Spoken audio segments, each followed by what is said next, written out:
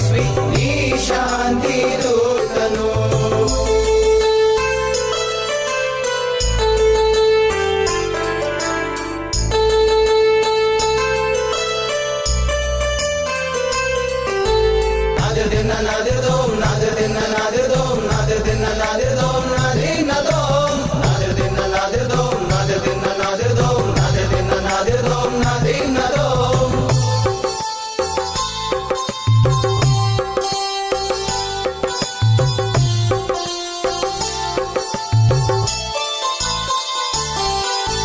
ವಿದ್ಯಾರ್ಥಿಗಳ ಅಂಧಕಾರವ ನೀಗಲು ಬಂದ ಬಂಧುವು ನೀ. ವಿದ್ಯಾರ್ಥಿಗಳ ಅಂಧಕಾರವ ನೀಗಲು ಬಂದ ಬಂಧುವು ನೀ. ಸೋಲುತ್ತಿರುವ ಮನಗಳ ನೋಡಿ ಗೆಲುವನ್ನು ತರಿಸುವ ಸಾರಥಿ ನೀ. ಆನಂದ ಮಹರ್ಷಿಯ ನೋಡುವೆಯ ನಮ್ಮ ಗುರುವಿನ ಆಶೀರ್ವಚನವ ಪಡೆಯುವೆಯ. ಆನಂದ ಮಹರ್ಷಿಯ ನೋಡುವೆಯ ನಮ್ಮ ಗುರುವಿನ ಆಶೀರ್ವಚನವ ಪಡೆಯುವೆಯ. ಹೇ ಮಹರ್ಷಿ ಹೇ ತಪಸ್ವಿ ನೀ ಜ್ಞಾನದಾತನು. ಹೇ ಮಹರ್ಷಿ ಹೇ ತಪಸ್ವಿ ನೀ ಶಾಂತಿ ದೂತನು.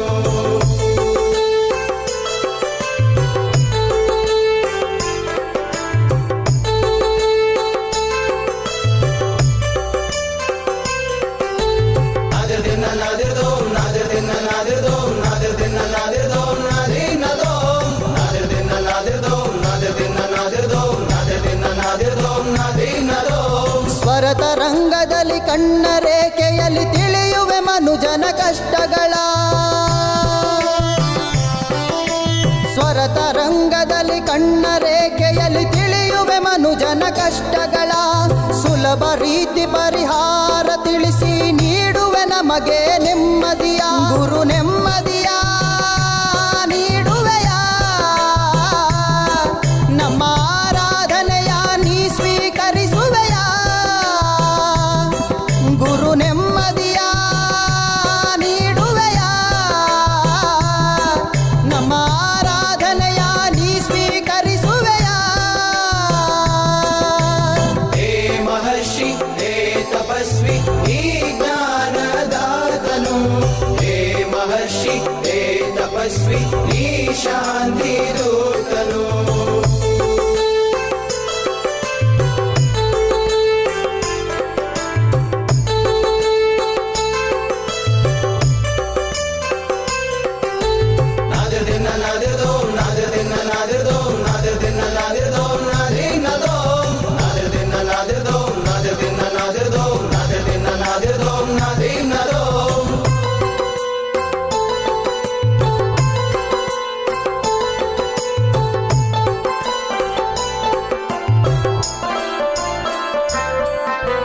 ವನಸಿರಿಗಳ ವ್ಯಾಖ್ಯಾನ ನೀಡಿ ವ್ಯಾಧಿಯ ಕಳೆಯುವ ವೈದ್ಯನು ನೀ. ವನಸಿರಿಗಳ ವ್ಯಾಖ್ಯಾನ ನೀಡಿ ವ್ಯಾಧಿಯ ಕಳೆಯುವ ವೈದ್ಯನು ನೀ. ಶಾಂತಿಯ ಸಾರುತ್ತ ಪ್ರೀತಿಯ ತೋರುವ ಶೋಭಿಸುತ್ತಿರೋ ಶ್ವೇತಾಂಬರಿಣಿ. ಆನಂದ ಮಹರ್ಷಿಯ ನೋಡುವೆಯ ನಮ್ಮ ಗುರುವಿನ ಆಶೀರ್ವಚನವ ಪಡೆಯುವೆಯ. ಆನಂದ ಮಹರ್ಷಿಯ ನೋಡುವೆಯ ನಮ್ಮ ಗುರುವಿನ ಆಶೀರ್ವಚನವ ಪಡೆಯುವೆಯ.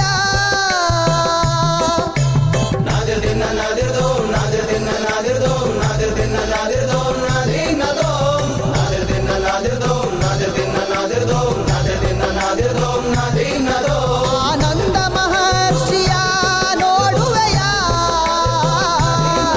ನಮ್ಮ ಗುರುವಿನ ಆಶೀರ್ವಚನವ ಪಡೆಯುವೆಯ. ಸ್ವರದಲ್ಲಿ ಸಂಕಷ್ಟ ತಿಳಿದು ನೋಟದಲ್ಲಿ ನೋವುಗಳ ಅಳೆದು ಶುಭ ತರುವ ಆನಂದ ಗುರುವೇ ಶ್ರೀಚರಣಕ್ಕೆ ಶಿರವ ಮಣಿವೆ. ಹಸ್ತದಲ್ಲಿ ಭವಿಷ್ಯ ನುಡಿದ ವನಸಿರಿಯ ಸೌಭಾಗ್ಯ ಸುರಿದ ಬ್ರಹ್ಮರ್ಷಿ ಆನಂದ ಸಿದ್ಧಪೀಠದ ಶ್ರೀ ಗುರುವೇನ ಶಿರವ ಮಣಿವೆ.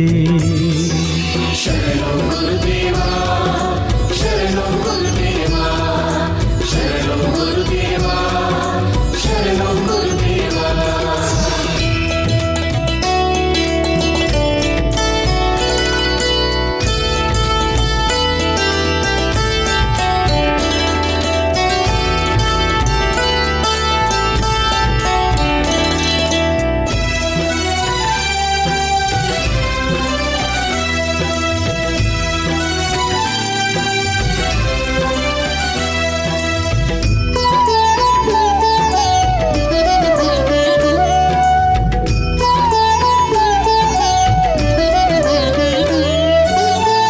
ಹುಣ್ಣಿಮೆಯ ದಿನದಿ ಕಡುವ್ರತವಗೈದು ಮೌನವನ್ನು ಆಚರಿಸೋ ಗುರುವೇ, ಶಶಿಕಿರಣ ಬೆಳಕಲಿ ಕಾಡಿಗೆಯ ಮಾಡಿ ಭಕ್ತರನ್ನು ಕಾಪಾಡೋ ಪ್ರಭುವೇ. ಹುಣ್ಣಿಮೆಯ ದಿನದಿ ಕಡುವ್ರತವಗೈದು ಮೌನವನ್ನು ಆಚರಿಸೋ ಗುರುವೇ, ಶಶಿಕಿರಣ ಬೆಳಕಲಿ ಕಾಡಿಗೆಯ ಮಾಡಿ ಭಕ್ತರನ್ನು ಕಾಪಾಡೋ ಪ್ರಭುವೇ. ಜಗದ ಬಂಧು ನೀವು ಭಕ್ತಿಯ ಸಿಂಧು ನೀವು ಸಿದ್ಧಿಯ ಪುರುಷರು ನೀವು ನಿಮ್ಮನ್ನು ಮರೆಯುವ ನಾವು. ಶುಕ್ಲಾಂಬರಧರಂ ವಿಷ್ಣುಂ ಶಶಿವರ್ಣಂ ಚತುರ್ಭುಜಂ ಪ್ರಸನ್ನವದನಂ ಧ್ಯಾಯೇ ಸರ್ವವಿಘ್ನೋಪಶಾಂತಯೇ.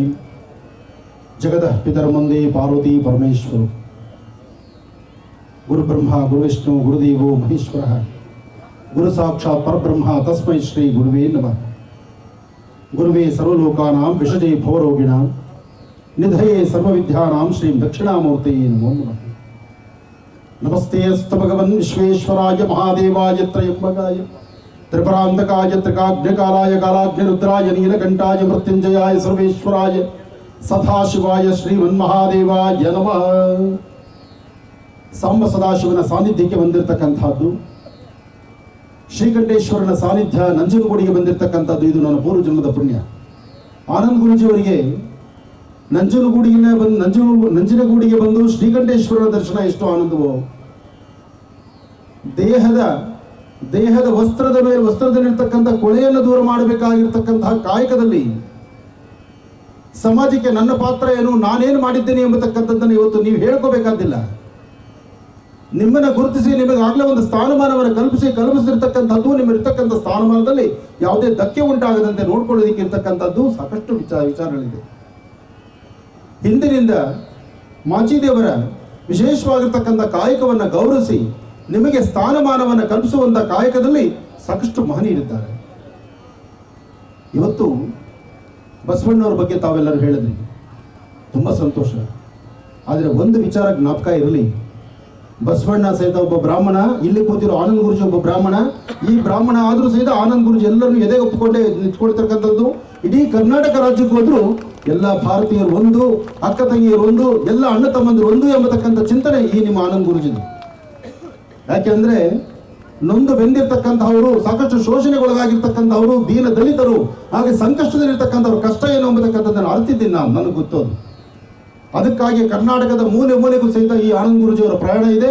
ಪ್ರತಿಯೊಬ್ಬರನ್ನು ಹೃದಯಕ್ಕೆ ಹತ್ತುಕೊಂಡೇ ನಾನು ಮಾತಾಡುವಂಥದ್ದು, ಅವರೆಲ್ಲರ ಸಮಸ್ಯೆಗಳಿಗೆ ನಾನು ಸ್ಪಂದಿಸುವಂಥದ್ದು. ಸಾಕಷ್ಟು ಕಡೆ ಹೇಳ್ತಾರೆ ನನಗೆ, ಅಂದು ಬಸವಣ್ಣ ಜನವಾರವನ್ನು ತೆಗೆದು ಲಿಂಗಧಾರಣೆ ಮಾಡಿಕೊಂಡು ಎಲ್ಲರನ್ನೂ ಎದೆಗೊಪ್ಪಿಕೊಂಡ್ರು ಅಂತ. ಆದರೆ ನಾನು ಇವತ್ತಿನ ಕಾಲ ಧರ್ಮಕ್ಕೆ ಸಂಬಂಧಪಟ್ಟ ಹಾಗೆ ನನ್ನ ಕಾಯಕ ಏನಿದೆಯೋ ಚಾಚೂ ತಪ್ಪದೀರ ನನ್ನ ಧರ್ಮಕ್ಕೆ ಧಕ್ಕೆ ಬಾರದಂಥ ರೀತಿಯಲ್ಲಿ ಎಲ್ಲರೂ ಸಹಿತ ಒಗ್ಗೂಡಿಸಿಕೊಂಡು ನಡೆಯುವಂಥ ಒಂದು ಪಯಣವನ್ನು ನಾನು ನಡೆಸ್ತಾ ಇದ್ದೇನೆ. ಇದು ನನ್ನ ಅದೃಷ್ಟ ಅಂತ ತಿಳ್ಕೊಂಡಿದ್ದೇನೆ. ಹಾಗೆ ಇವತ್ತಿನ ಕಾಯಕ ನಂಜುಂಡೇಶ್ವರನ ಸಾನ್ನಿಧ್ಯ, ಈ ಸಾನ್ನಿಧ್ಯದಲ್ಲಿ ಅರ್ಥಪೂರ್ಣವಾದಂಥ ಈ ಕಾಯಕಕ್ಕೆ ಬರುವುದು ನಾನು ಬಹಳ ಸಂತೋಷವೇ ಸರಿ. ಇಂತಹ ನಂಜನಗೂಡು ಕ್ಷೇತ್ರದಲ್ಲಿ ಶ್ರೀಕಂಠೇಶ್ವರ ನೆಲೆಸಿರ್ತಕ್ಕಂಥ ಈ ಸಾನ್ನಿಧ್ಯದಲ್ಲಿ ತನ್ನದೇ ಆದಂತಹ ಒಂದಷ್ಟು ಅಧಿಕಾರತ್ವದಲ್ಲಿ ನಿಂತು ತಾನು ಇಂತಹ ಧರ್ಮ ಕಾರ್ಯದಲ್ಲಿ ನಾನು ಮುಂದಾಗ್ತೀನಿ, ಯಾರೊಬ್ಬರ ಸಮಸ್ಯೆಗಾದರೂ ಸಹಿತ ನಾನು ನಿಮ್ಮೊಂದಿಗೆ ನಿಂತುಕೊಳ್ತೀನಿ ಎಂಬತಕ್ಕಂಥ ಚಿಂತನೆ ಈಗ ಆಡಿರ್ತಕ್ಕಂಥ ಪ್ರತಿಯೊಂದು ಮಾತು ನನ್ನ ಹೃದಯ ಮುಟ್ಟಿದೆ. ಇಂತಹ ಯುವ ಪ್ರತಿಭೆಗಳೇ ಬೇಕು. ಇಂತಹ ಯುವಕರಿಗೆ ಆ ಕಿಚ್ಚಿರ್ತಕ್ಕಂತಹದ್ದು. ಯಾವ ಹಿಂದುಳಿದ ವ್ಯಕ್ತಿಯನ್ನು ಸಹಿತ ನಾನು ಮುಂದೆ ಕೈ ಹಿಡಿದು ನಡೆಸ್ತೀನಿ, ನಿಮ್ಮ ಸಮುದಾಯವನ್ನು ಸಹಿತ ನಾನು ಜೊತೆ ಕರ್ಕೊಂಡು ಹೋಗ್ತೀನಿ ಅಂತಕ್ಕಂಥ ಮನಸ್ಸಿದೆಯಲ್ಲ, ಅಂತಹ ದಿಟ್ಟವಾದಂಥ ಧ್ವನಿ ಇವಳದಾಗಿತ್ತು. ಅದು ಬಹಳ ಸಂತೋಷ ಪಡ್ತಕ್ಕಂಥ ವಿಚಾರ. ಇನ್ನು ನಮ್ಮ ಯತೀಂದ್ರ ಸಿದ್ದರಾಮಯ್ಯನವರು ಅವ್ರು ಆಡಿದಂಥ ಒಂದೊಂದು ಮಾತು ಸಹಿತ ಬಹಳ ಅರ್ಥಗರ್ಭಿತವಾಗಿತ್ತು. ಒಂದು ಕಾಡುಗಲ್ಲನ್ನು ವಿಗ್ರಹ ಮಾಡುವಂಥ ರೀತಿ ಇತ್ತು. ಕಾಡುಗಲ್ಲನ್ನು ವಿಗ್ರಹ ಮಾಡುವಂಥ ರೀತಿ ಅವರದಾದ್ರಿಂದ ನಾವು ನೀವೆಲ್ಲರೂ ಸಹಿತ ಯೋಚನೆ ಮಾಡಬೇಕಾದಿಷ್ಟೇ. ಮೊದಲು ನಮ್ಮ ಮನೆ ಮಕ್ಕಳಿಗೆ ಸಂಸ್ಕಾರ ಜೊತೆಗೆ ವಿದ್ಯಾಭ್ಯಾಸ. ಸಂಸ್ಕಾರ ಯಾಕೆ ಬೇಕು? ಅಪ್ಪ ಅಮ್ಮ ಪಟ್ಟ ಕಷ್ಟ ಏನಿದೆ, ಅಪ್ಪ ಅಮ್ಮ ಒಂದೊಂದು 4 ಬಟ್ಟೆ ಇಸ್ತ್ರಿ ಮಾಡಿ ದಿನಕ್ಕೆ ಬರ್ತಕ್ಕಂಥ 5 ರೂಪಾಯಿ 10 ರೂಪಾಯಿನ ಆ ಮಕ್ಕಳ ಬಟ್ಟೆಗಾಗಲಿ, ಮಕ್ಕಳು ಚೆನ್ನಾಗಿರಲಿ ಅಂತೇಳಿ ಕಷ್ಟಪಟ್ಟು ಓದಿಸ್ಬೇಕು. ನನ್ನ ಮಗ ಒಳ್ಳೆ ಬಟ್ಟೆ ಹಾಕೋಬೇಕು, ಬರೀ ನಾವು ಒಳ್ಳೊಳ್ಳೆ ಬಟ್ಟೆ ಐರನ್ ಮಾಡಿದ್ರೆ ಸಾಲದು, ನನ್ನ ಮಗನಿಗೂ ಇಂಥದ್ದೇ ಬಟ್ಟೆ ಹಾಕಬೇಕು ಅಂತಕ್ಕಂಥ ಕಿಚ್ಚು ಆ ತಂದೆಗೆ ಇರಬೇಕಾದ್ರೆ, ಆ ತಾಯಿ ಕಷ್ಟಪಟ್ಟು ಅನ್ನನೋ ಗಂಜಿನೋ ಗೊಜ್ಜೋ ಮಾಡಿ ತಂದು ಹಾಕಬೇಕಾದ್ರೆ, ಆ ಮಕ್ಕಳು ತಿಂದಂಥ ಆ ಅಮೃತ ಇದೆಯಲ್ಲ, ಆ ಅಮೃತ ಆ ತಂದೆ ತಾಯಿ ಋಣ ಹರಿಸಲಿಕ್ಕೋಸ್ಕರ ಅವನಿಗೆ ಸಂಸ್ಕಾರ ಬೇಕು. ಇನ್ನು ಒಳ್ಳೆ ಜ್ಞಾನವಂತರಾಗಬೇಕು. ಆ ಜ್ಞಾನ ವಿದ್ಯೆ ಎಂಬತಕ್ಕಂಥದ್ದು ನಿಮ್ಮಲ್ಲಿದ್ದರೆ ಮಾತ್ರ ನಿಮಗೊಂದು ಸ್ಥಾನಮಾನ ಸಿಗ್ತಕ್ಕಂಥದ್ದು. ನನಗೆ ಆಗಲೇ ಬಹಳ ಸಂತೋಷ ಆಯಿತು. ಇಲ್ಲಿರ್ತಕ್ಕಂಥ ಯುವ ಪ್ರತಿಭೆಗಳು ಬರೀ ಹೆಣ್ಣು ಮಕ್ಕಳು ಕೂತ್ಕೊಂಡ್ರಲ್ಲ ಅಂತ ನೋವಾಯಿತು ನನಗೆ. ಯಾಕೆ ಈ ಭಾಗದಲ್ಲಿ ಗಂಡು ಮಕ್ಕಳು ಯಾಕೆ ಓದ್ತಾ ಇಲ್ಲ? ಈ ಭಾಗದಲ್ಲಿ ಗಂಡು ಮಕ್ಕಳು ಇವತ್ತೇನು ಹೆಣ್ಣು ಮಕ್ಕಳು ಕೂತು ಈ ವೇದಿಕೆಯಲ್ಲಿ ಸನ್ಮಾನ ಸ್ವೀಕರಣೆ ಮಾಡಿದ್ರು, ಇಂತಹದ್ದನ್ನ ನಾನು ಮುಂದಿನ ಕಾರ್ಯಕ್ರಮ ಅಂತ ನಂಜನಗೂಡಿಗೆ ಬಂದರೆ ಅಲ್ಲಿ ಸಾಕಷ್ಟು ಜನ ಯುವ ಪ್ರತಿಭೆಗಳು ಗಂಡು ಹುಡುಗರು ಬರಬೇಕು. ಅಂದರೆ ವಿದ್ಯೆ ಯಾರಪ್ಪನ ಮನೆ ಸೊತ್ತಲ್ಲ. ಯಾರು ಕಷ್ಟಪಟ್ಟು ಸಂಪಾದನೆ ಮಾಡ್ತಾರೆ, ಯಾರು ಕಷ್ಟಪಟ್ಟು ಓದ್ತಾರೆ, ಅವರು ವಿದ್ಯಾವಂತರಾಗ್ತಾರೆ. ಅಂತಹ ವಿದ್ಯೆ, ಅಂತಹ ಜ್ಞಾನ ಇವತ್ತು ವೇದಿಕೆ ಮೇಲೆ ಕೂತಿರ್ತಕ್ಕಂಥ ಇವರೆಲ್ಲರೂ ನೋಡಿದಾಗ ನಿಮ್ಗೆ ಅನ್ನಿಸ್ಬೋದು, ವೇದಿಕೆ ಮೇಲೆ ಕೂತಾಗ ನಮ್ಗೆ ಆ ಸ್ಥಾನ ಇಲ್ವಲ್ಲ ಅಂತ. ನಿಜಕ್ಕೂ ಈ ಸ್ಥಾನ ಬಹಳ ಕಷ್ಟ. ಇದು ಬಿಸಿ ಹಾಟ್ ಸೀಟ್. ಇದು ಈ ಹಾಟ್ ಸೀಟಲ್ಲಿ ಕೂತ್ಕೊಂಡು ಮಾತಾಡೋದು ಬಹಳ ಕಷ್ಟ ಇದೆ. ನಾನು ಆಡೋ ಒಂದೊಂದು ಪದವು ನಾನು ಮುಂದಿರ್ತಕ್ಕಂಥ ಬರಹವನ್ನ, ಜ್ಞಾನವನ್ನ ಬಲ್ಲಂತ ಇಲ್ಲಿರ್ತಕ್ಕಂಥ ಪತ್ರಿಕಾ ಮಾಧ್ಯಮದ ಮಿತ್ರರು ಪ್ರತಿಯೊಂದು ಪದಗಳನ್ನು ಬಿಗಿ ಹಿಡಿತಾ ಇರ್ತಾರೆ. ನಂದು ಯಾವ ಪದ ಎಲ್ಲಿ ವೀಕ್ ಆಗುತ್ತೋ ಆ ಪದದ ಮೇಲೆ ಹಿಡ್ಕೊಂಡು ಚಾಟಿ ಬೀಸ್ತಾ ಇರ್ತಾರೆ. ಅಂದರೆ ಅಂತಹ ಜ್ಞಾನವುಳ್ಳಂತಹ ಪತ್ರಿಕಾ ಮಾಧ್ಯಮದ ಮಿತ್ರರು, ಎಲೆಕ್ಟ್ರಾನಿಕ್ ಮೀಡಿಯಾ, ಇವತ್ತು ಪ್ರತಿಯೊಬ್ಬರ ಕೈಯಲ್ಲಿ ಒಂದು ಮೊಬೈಲ್ ಇದೆ. ಆನಂದ್ ಗುರುಜಿ ಮಾತಾಡೋಕೆ ಶುರು ಮಾಡಿದ ತಕ್ಷಣ ಮೊಬೈಲ್ಗಳು ಆನ್ ಆಗ್ಬಿಡ್ತು. ಆಡೋ ಪದದಲ್ಲಿ ಸ್ವಲ್ಪ ವ್ಯತ್ಯಾಸ ಬಂದರೆ ನಾಳೆ ಬೆಳಿಗ್ಗೆ ಆನಂದ್ ಗುರುಜಿ ನೀವು ನೋಡಲ್ಲ. ಆದರೆ ಆನಂದ್ ಗುರುಜಿ ಹೇಳೋ ಮಾತು ಒಂದೇ, ಜನ್ಮ ಕೊಟ್ಟ ತಂದೆ ತಾಯಿ ದೇವರು, ಅವ್ರಿಗಿನ್ನ ದೊಡ್ಡ ದೇವರು ನನಗಿಲ್ಲ. ಎರಡನೇದು ನಾವು ಮಾಡುವ ಕಾಯಕವೇ ಕೈಲಾಸ. ಇದನ್ನು ಬಸವಣ್ಣವ್ರು ಹೇಳಿದ್ದಾರೆ, ಅದನ್ನೇ ನೀವು ಮಾಡಿ. ಸಂಸ್ಕಾರ ಬೇಕು. ಬೆಳಗ್ಗೆಯಿಂದ ಸಂಜೆವರೆಗೂ ದುಡಿದು ಬರ್ತಕ್ಕಂಥ ಅಪ್ಪ ಅಮ್ಮನ ಕಾಲ ನಮಸ್ಕಾರ ಮಾಡುವಂತಹ ಒಂದು ಸಂಸ್ಕಾರವಂತ ಮಕ್ಕಳು ಎಲ್ಲಿ ಇರೋದಿಲ್ವೋ ಆ ಮಕ್ಕಳು ಇದ್ರೂ ಒಂದೇ, ಹೋದ್ರು ಒಂದೇ. ಇದು ನನ್ನ ಪರಿಸ್ಥಿತಿ. ನಾನು ಹೇಳೋದು, ಮೊದಲು ತಂದೆ ತಾಯಿನ ಗೌರವಿಸಬೇಕು. ಅಂತಹ ಗೌರವ ಬರಬೇಕಾದ್ರೆ ನಿಮ್ಮ ಮನೆ ಮಕ್ಕಳಿಗೆ ವಿದ್ಯೆ ಕೊಡಬೇಕು, ಸಂಸ್ಕಾರ ಕೊಡಬೇಕು. ಬರೀ ಹೊಟ್ಟೆ ತುಂಬ ಊಟ ಹಾಕಿ ಒಳ್ಳೆ ಬಟ್ಟೆ ತಂದು ನಾನು ಹರಿದಿರೋ ಬಟ್ಟೆ ಹಾಕೊಂಡ್ರು ಪರವಾಗಿಲ್ಲ ಅಂತೇಳಿ ನನ್ನ ಮನೆ ಮಕ್ಕಳಿಗೆ ಒಳ್ಳೆ ಬಟ್ಟೆ ಬೇಕು ಅಂತ ಅದನ್ನು ಯೋಚನೆ ಮಾಡ್ತಿದ್ದೀವಲ್ಲ, ನಾನು ಪಟ್ಟ ಕಷ್ಟ ನನ್ನ ಮಕ್ಕಳಿಗೆ ಗೊತ್ತಾಗಬಾರ್ದು ಅಂತ ಚಿಂತನೆ ಮಾಡ್ತಿದ್ದೀವಲ್ಲ, ಅದನ್ನು ಪಕ್ಕಕ್ಕೆ ಸರಿಸೋಣ. ಮೊದಲು ನಿಮ್ಮ ಅಪ್ಪನ ಕಷ್ಟ ಏನು ಅಂತ ಆ ಮಕ್ಕಳಿಗೆ ತಿಳಿಸೋಣ. ಹೆಣ್ಣು ಮಕ್ಕಳು ತಾಯಂದ್ರು ಮೊದಲು ನೀವು ಮಾಡಬೇಕಾದ ಕೆಲಸ, ನಿಮ್ಮಪ್ಪ ಬೆಳಗ್ಗೆಯಿಂದ ಸಾಯಂಕಾಲದವರೆಗೂ ಏನು ಕಷ್ಟಪಟ್ಟು ಬರ್ತಾನಪ್ಪ ಅನ್ನೋದನ್ನ ಮಕ್ಕಳಿಗೆ ತಲೆ ತುಂಬ್ರಿ. ಶಾಲೆಯಲ್ಲಿ ಪುಸ್ತಕದಲ್ಲಿರ್ತಕ್ಕಂಥ ಬದನೆಕಾಯಿ ಏನು ಹೇಳ್ಕೊಡೋದಿಲ್ಲ. ಶಾಲೆಯಲ್ಲಿ ಹೇಳ್ಕೊಡೋ ಮಾತು ಬರೀ ಎಕ್ಸಾಮ್ ಪಾಸ್ ಮಾಡೋದು, ಪಾಸ್ ಮಾಡ್ಲಿಕ್ಕೆ ಬೇಕಾಗಿರೋ ಸಬ್ಜೆಕ್ಟು. ಆ ಸಬ್ಜೆಕ್ಟ್ ಹೊಟ್ಟೆ ತುಂಬಿಸಲ್ಲ. ಹೊಟ್ಟೆ ತುಂಬಿಸೋದು, ಹೊಟ್ಟೆಗೆ ತಂದಾಕೋ ಅನ್ನದ ಬೆಲೆ ಗೊತ್ತಾಗೋದು ಮನೆಯಲ್ಲಿರುವ ತಾಯಿಯಂದರು ನೀವು ಹೇಳ್ಕೊಡೋ ಪಾಠ ಮಾತ್ರ. ತಾಯಿಯೇ ಮೊದಲ ಗುರು. ನೀವು ಪಾಠ ಹೇಳ್ಕೊಡ್ಬೇಕು. ನಿಮ್ಮಪ್ಪ ಈ ಕಷ್ಟಪಡ್ತಾನೆ ಅಂತ ಅಪ್ಪ ಬಂದು ಹೇಳಬೇಕು, ಬೆಳಗ್ಗೆಯಿಂದ ಕಷ್ಟಪಟ್ಟು ನಿಮ್ಮಮ್ಮ ಈ ಅಡುಗೆ ಮಾಡಿದ್ದಾರಪ್ಪ, ಮೃಷ್ಟಾನ್ನದಂಥ ಅಡುಗೆ ನೀನು ತಿಂದು ನಿನ್ನ ದೇಹದಲ್ಲಿ ಶಕ್ತಿ ಬರಬೇಕಾದ್ರೆ ಮೊದಲು ನಿನ್ನ ತಾಯಿ ಪಾದ ನಮಸ್ಕಾರ ಮಾಡು ಅಂತ. ಅಂತಹ ಸಂಸ್ಕಾರದ ಪಾಠ ನಮ್ಮ ಭಾರತ ದೇಶದಲ್ಲಿದ್ರೆ ಮತ್ತೆಲ್ಲೂ ಸಿಕ್ಕುವುದಿಲ್ಲ. ಅದಕ್ಕಾಗಿ ಇಂತಹ ಅದ್ಭುತವಾದಂಥ ಚಿಂತನೆ ಜೊತೆಗೆ ಮಡಿವಾಳ ಮಾಚಯ್ಯನವರ ಜಯಂತ್ಯೋತ್ಸವದ ಈ ಅದ್ಭುತವಾದಂತಹ ಕಾಯಕ, ಇಂತಹ ವಿಶೇಷವಾಗಿರ್ತಕ್ಕಂಥ ಕಾಯಕದಲ್ಲಿ ಇಷ್ಟು ಜನ ಗಣ್ಯರು ಇವರೆಲ್ಲರೂ ಸಹಿತ ಬಂದಿರತಕ್ಕಂಥದ್ದು ನನಗೆ ಬಹಳ ಸಂತೋಷವೇ ಸರಿ. ಹಾಗೆ ಮಾಜಿ ಕಳಲೆ ಕೇಶವಮೂರ್ತಿರವರು ಮಾಜಿ ಶಾಸಕರು ಬಹಳ ಒಂದು ಧರ್ಮ ಸಂಸ್ಕೃತಿ ಸಂಪ್ರದಾಯಬದ್ಧವಾಗಿ ಈ ಹಿಂದೆ ಸಹಿತ ನಾನು 2-3 ವೇದಿಕೆಗಳಲ್ಲಿ ಅವ್ರನ್ನ ನಾನು ನೋಡಿದ್ದೇನೆ. ನನಗೆ ಬಹಳ ಸಂತೋಷ. ಹಾಗೆ ಇನ್ನು ಇಲ್ಲಿ ಅಕಸ್ಮಾತ್ ಈ ವೇದಿಕೆ ಮೇಲೆ ಇರ್ತಕ್ಕಂತಹ ಒಂದಷ್ಟು ಜನ ಗಣ್ಯರ ಹೆಸರುಗಳು ನನಗೆ ಗೊತ್ತಿಲ್ಲ. ಆದರೆ ಯಾರು ಗೊತ್ತಿಲ್ಲ ಅನ್ನೋದಕ್ಕಿಂತ ನಾನೆಲ್ಲರಿಗೂ ಗೊತ್ತಿದ್ರೆ ಅವರೆಲ್ಲರೂ ನನಗೆ ಗೊತ್ತಿದ್ದಲ್ಲೇ.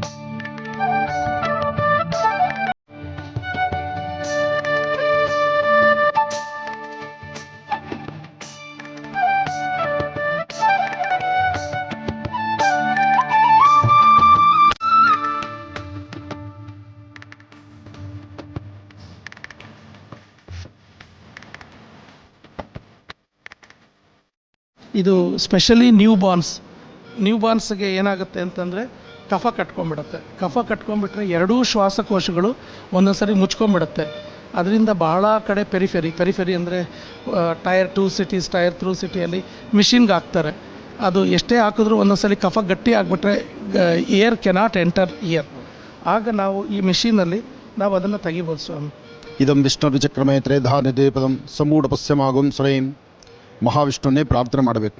ಧನ್ವಂತರಿ ಮಹಾವಿಷ್ಣುವನ್ನ ಪ್ರಾರ್ಥನೆ ಮಾಡಿ ಪ್ರತಿಯೊಬ್ಬರ ಆರೋಗ್ಯದ ಬಗ್ಗೆ ನಡೀತಿರ್ತಕ್ಕಂಥ ಈ ಅದ್ಭುತವಾದಂಥ ಒಂದು ಚಿಂತನೆ ಇದೆಯಲ್ಲ, ವೈದ್ಯೋ ನಾರಾಯಣೋ ಹರಿಹಿ ಅಂತ ಹೇಳ್ತೀವಿ.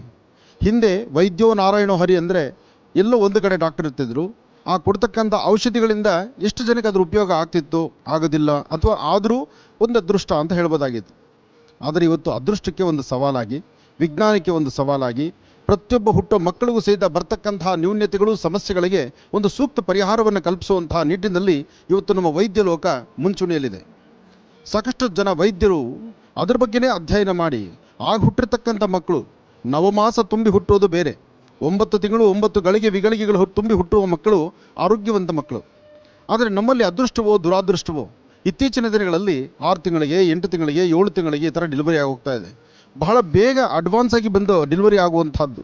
ಅಂತಹ ಮಕ್ಕಳ ಒಂದು ಜೀವನ ಇದೆಯಲ್ಲ, ಅಂಥ ಮಕ್ಕಳ ಹೃದಯ ಒಂದು ಸಂಚಲನ ಇರುತ್ತಲ್ಲ, ಹೃದಯ ಆಗಿರಲಿ, ಮೆದುಳಾಗಿರಲಿ, ಕಣ್ಣಾಗಲಿ, ಅಥವಾ ಲಿವರ್ ಸಂಬಂಧಪಟ್ಟದ್ದು, ಹೊಟ್ಟೆಗಾಗಲಿ ಯಾವುದೇ ಒಂದು ಸಮಸ್ಯೆ ಬಂದರೂ ಪ್ರತಿಯೊಬ್ಬ ತಂದೆ ತಾಯಿ ಅಪೇಕ್ಷೆ ಪಡ್ತಕ್ಕಂಥದ್ದು, ನನ್ನ ಆಸ್ತಿಯೆಲ್ಲ ಹೋದರೂ ಪರವಾಗಿಲ್ಲ, ನನ್ನ ಮಗು ಉಳ್ಕೊಳ್ಳಿ ಅಂತ. ಆಸ್ತಿಯೆಲ್ಲ ಹೋದರೂ ಪರವಾಗಿಲ್ಲ, ಮಗು ಉಳ್ಕೊಳ್ಳಿ ಅನ್ನೋ ಮಾತು ಆವಾಗ ಇರುತ್ತೆ ನಿಜ. ಆಸ್ತಿ ಕಳ್ಕೊಂಡ ಮೇಲೆ ಮಗುಗತೆ ಏನು? ಆದರೂ ಆಸ್ತಿನೂ ಬೇಕು, ಮಗುನೂ ಬೇಕು. ಅದಕ್ಕೆ ಸರಿಯಾದ ವೈದ್ಯರ ಬೇಕು. ಆ ಸರಿಯಾದ ವೈದ್ಯರು ಅವರು ತೆಗೆದುಕೊಳ್ತಕ್ಕಂಥ ನಿರ್ಣಯ, ಅವರ ಒಂದು ಅಭ್ಯಾಸ ಕ್ರಮ, ಜೊತೆಗೆ ಇಷ್ಟೆಲ್ಲ ಮಿಷನರಿಗಳು, ಒಂದೊಂದು ಮಿಷನರಿಗಳ ಆ ಒಂದು ವೈಖರಿ ಇದೆಯಲ್ಲ, ಅಬ್ಬಬ್ಬಾ, ಅದು ಕೇಳಲಿಕ್ಕೆ ಆನಂದ. ಏನೇ ಆದರೂ ಇವತ್ತು ವೈದೇಹಿ ಹಾಸ್ಪಿಟಲಲ್ಲಿ ಇಂತಹ ಒಂದು ವಿಶೇಷವಾಗಿ ಹೃದಯಕ್ಕೆ ಸಂಬಂಧಪಟ್ಟಂತೆ, ಚಿಕ್ಕ ಮಕ್ಕಳಿಗೆ ಸಂಬಂಧಪಟ್ಟಂಗೆ, ಆಗ ಹುಟ್ಟಿರುವಂಥ 6 ತಿಂಗಳು 7 ತಿಂಗಳು ಹುಟ್ಟುವಂಥ ಮಕ್ಕಳ ಬಗ್ಗೆ ಒಂದು ವಿಶೇಷವಾಗಿರ್ತಕ್ಕಂಥ ಜ್ಞಾನವನ್ನು ನಮ್ಮ ರಾಜ್ಯವಲ್ದಿರ ಹೊರ ರಾಜ್ಯ, ದೇಶ ವಿದೇಶಗಳಿಂದ ಸಾಕಷ್ಟು ನುರಿತ ವೈದ್ಯರು ಇವತ್ತಿನ ದಿವಸ ಈ ಒಂದು ಸೆಮಿನಾರ್ಗೆ ಬಂದಿದ್ದಾರೆ. ಬಹುಶಃ ಮಹರ್ಷಿವಾಣಿ ಕಾರ್ಯಕ್ರಮದಲ್ಲೇ ಇದೇ ಪ್ರಪ್ರಥಮ ಇಂತಹ ಅದ್ಭುತವಾದಂತಹ ಒಂದು ಪರಿಕಲ್ಪನೆಯನ್ನು ಈ ನಿಮ್ಮ ಮಹರ್ಷಿಗಳು ತರ್ತಿರ್ತಕ್ಕಂಥದ್ದು. ನೋಡುವಂಥದ್ದು ಆನಂದ, ತಿಳ್ಕೊಳ್ಳುವಂಥದ್ದು ಮಹದಾನಂದ. ತಿಳಿದು 4 ಜನಕ್ಕೆ ತಿಳಿ ಹೇಳ್ತಕ್ಕಂಥದ್ದಿದೆಯಲ್ಲ, ಅದು ವಿಶೇಷವಾಗಿರ್ತಕ್ಕಂಥ ಅಂಶ. ಆ ಸಣ್ಣದೊಂದು ಟ್ಯೂಬು ಮಗುವಲ್ಲಿರ್ತಕ್ಕಂಥ ಕಫನ ಒಳಗಡೆ ಹೋಗಿ ತೆಗೆದು ಆ ಕಫದಿಂದ ರಿಲೀಫ್ ಮಾಡ್ತಕ್ಕಂಥದ್ದು. ಆಟಾಡೋ ಮಕ್ಕಳು, ಚೇಷ್ಟೆ ಮಾಡೋ ಮಕ್ಕಳು, ಒಂದು ಕಡಲೆ ಬೀಜನೋ, ಒಂದು ಕಡಲೆ ಬೋತು, ನಾಣ್ಯವೋ ಏನೋ ನುಂಗಿದಾಗ ಪ್ರಾಣನೇ ಹೋಗ್ಬಿಡುತ್ತೆ. ಆದರೆ ಅದಕ್ಕೂ ಮುನ್ನ ಸ್ವಲ್ಪ ನೀವು ಶ್ರಮಿಸಿದ್ರೆ ಆ ಮಗು ನುಡಿಸ್ಕೋಬಹುದು. ಅಂತಹ ಅದ್ಭುತವಾದಂತಹ ಪರಿಕಲ್ಪನೆಗಳು ಇಲ್ಲಿದೆ.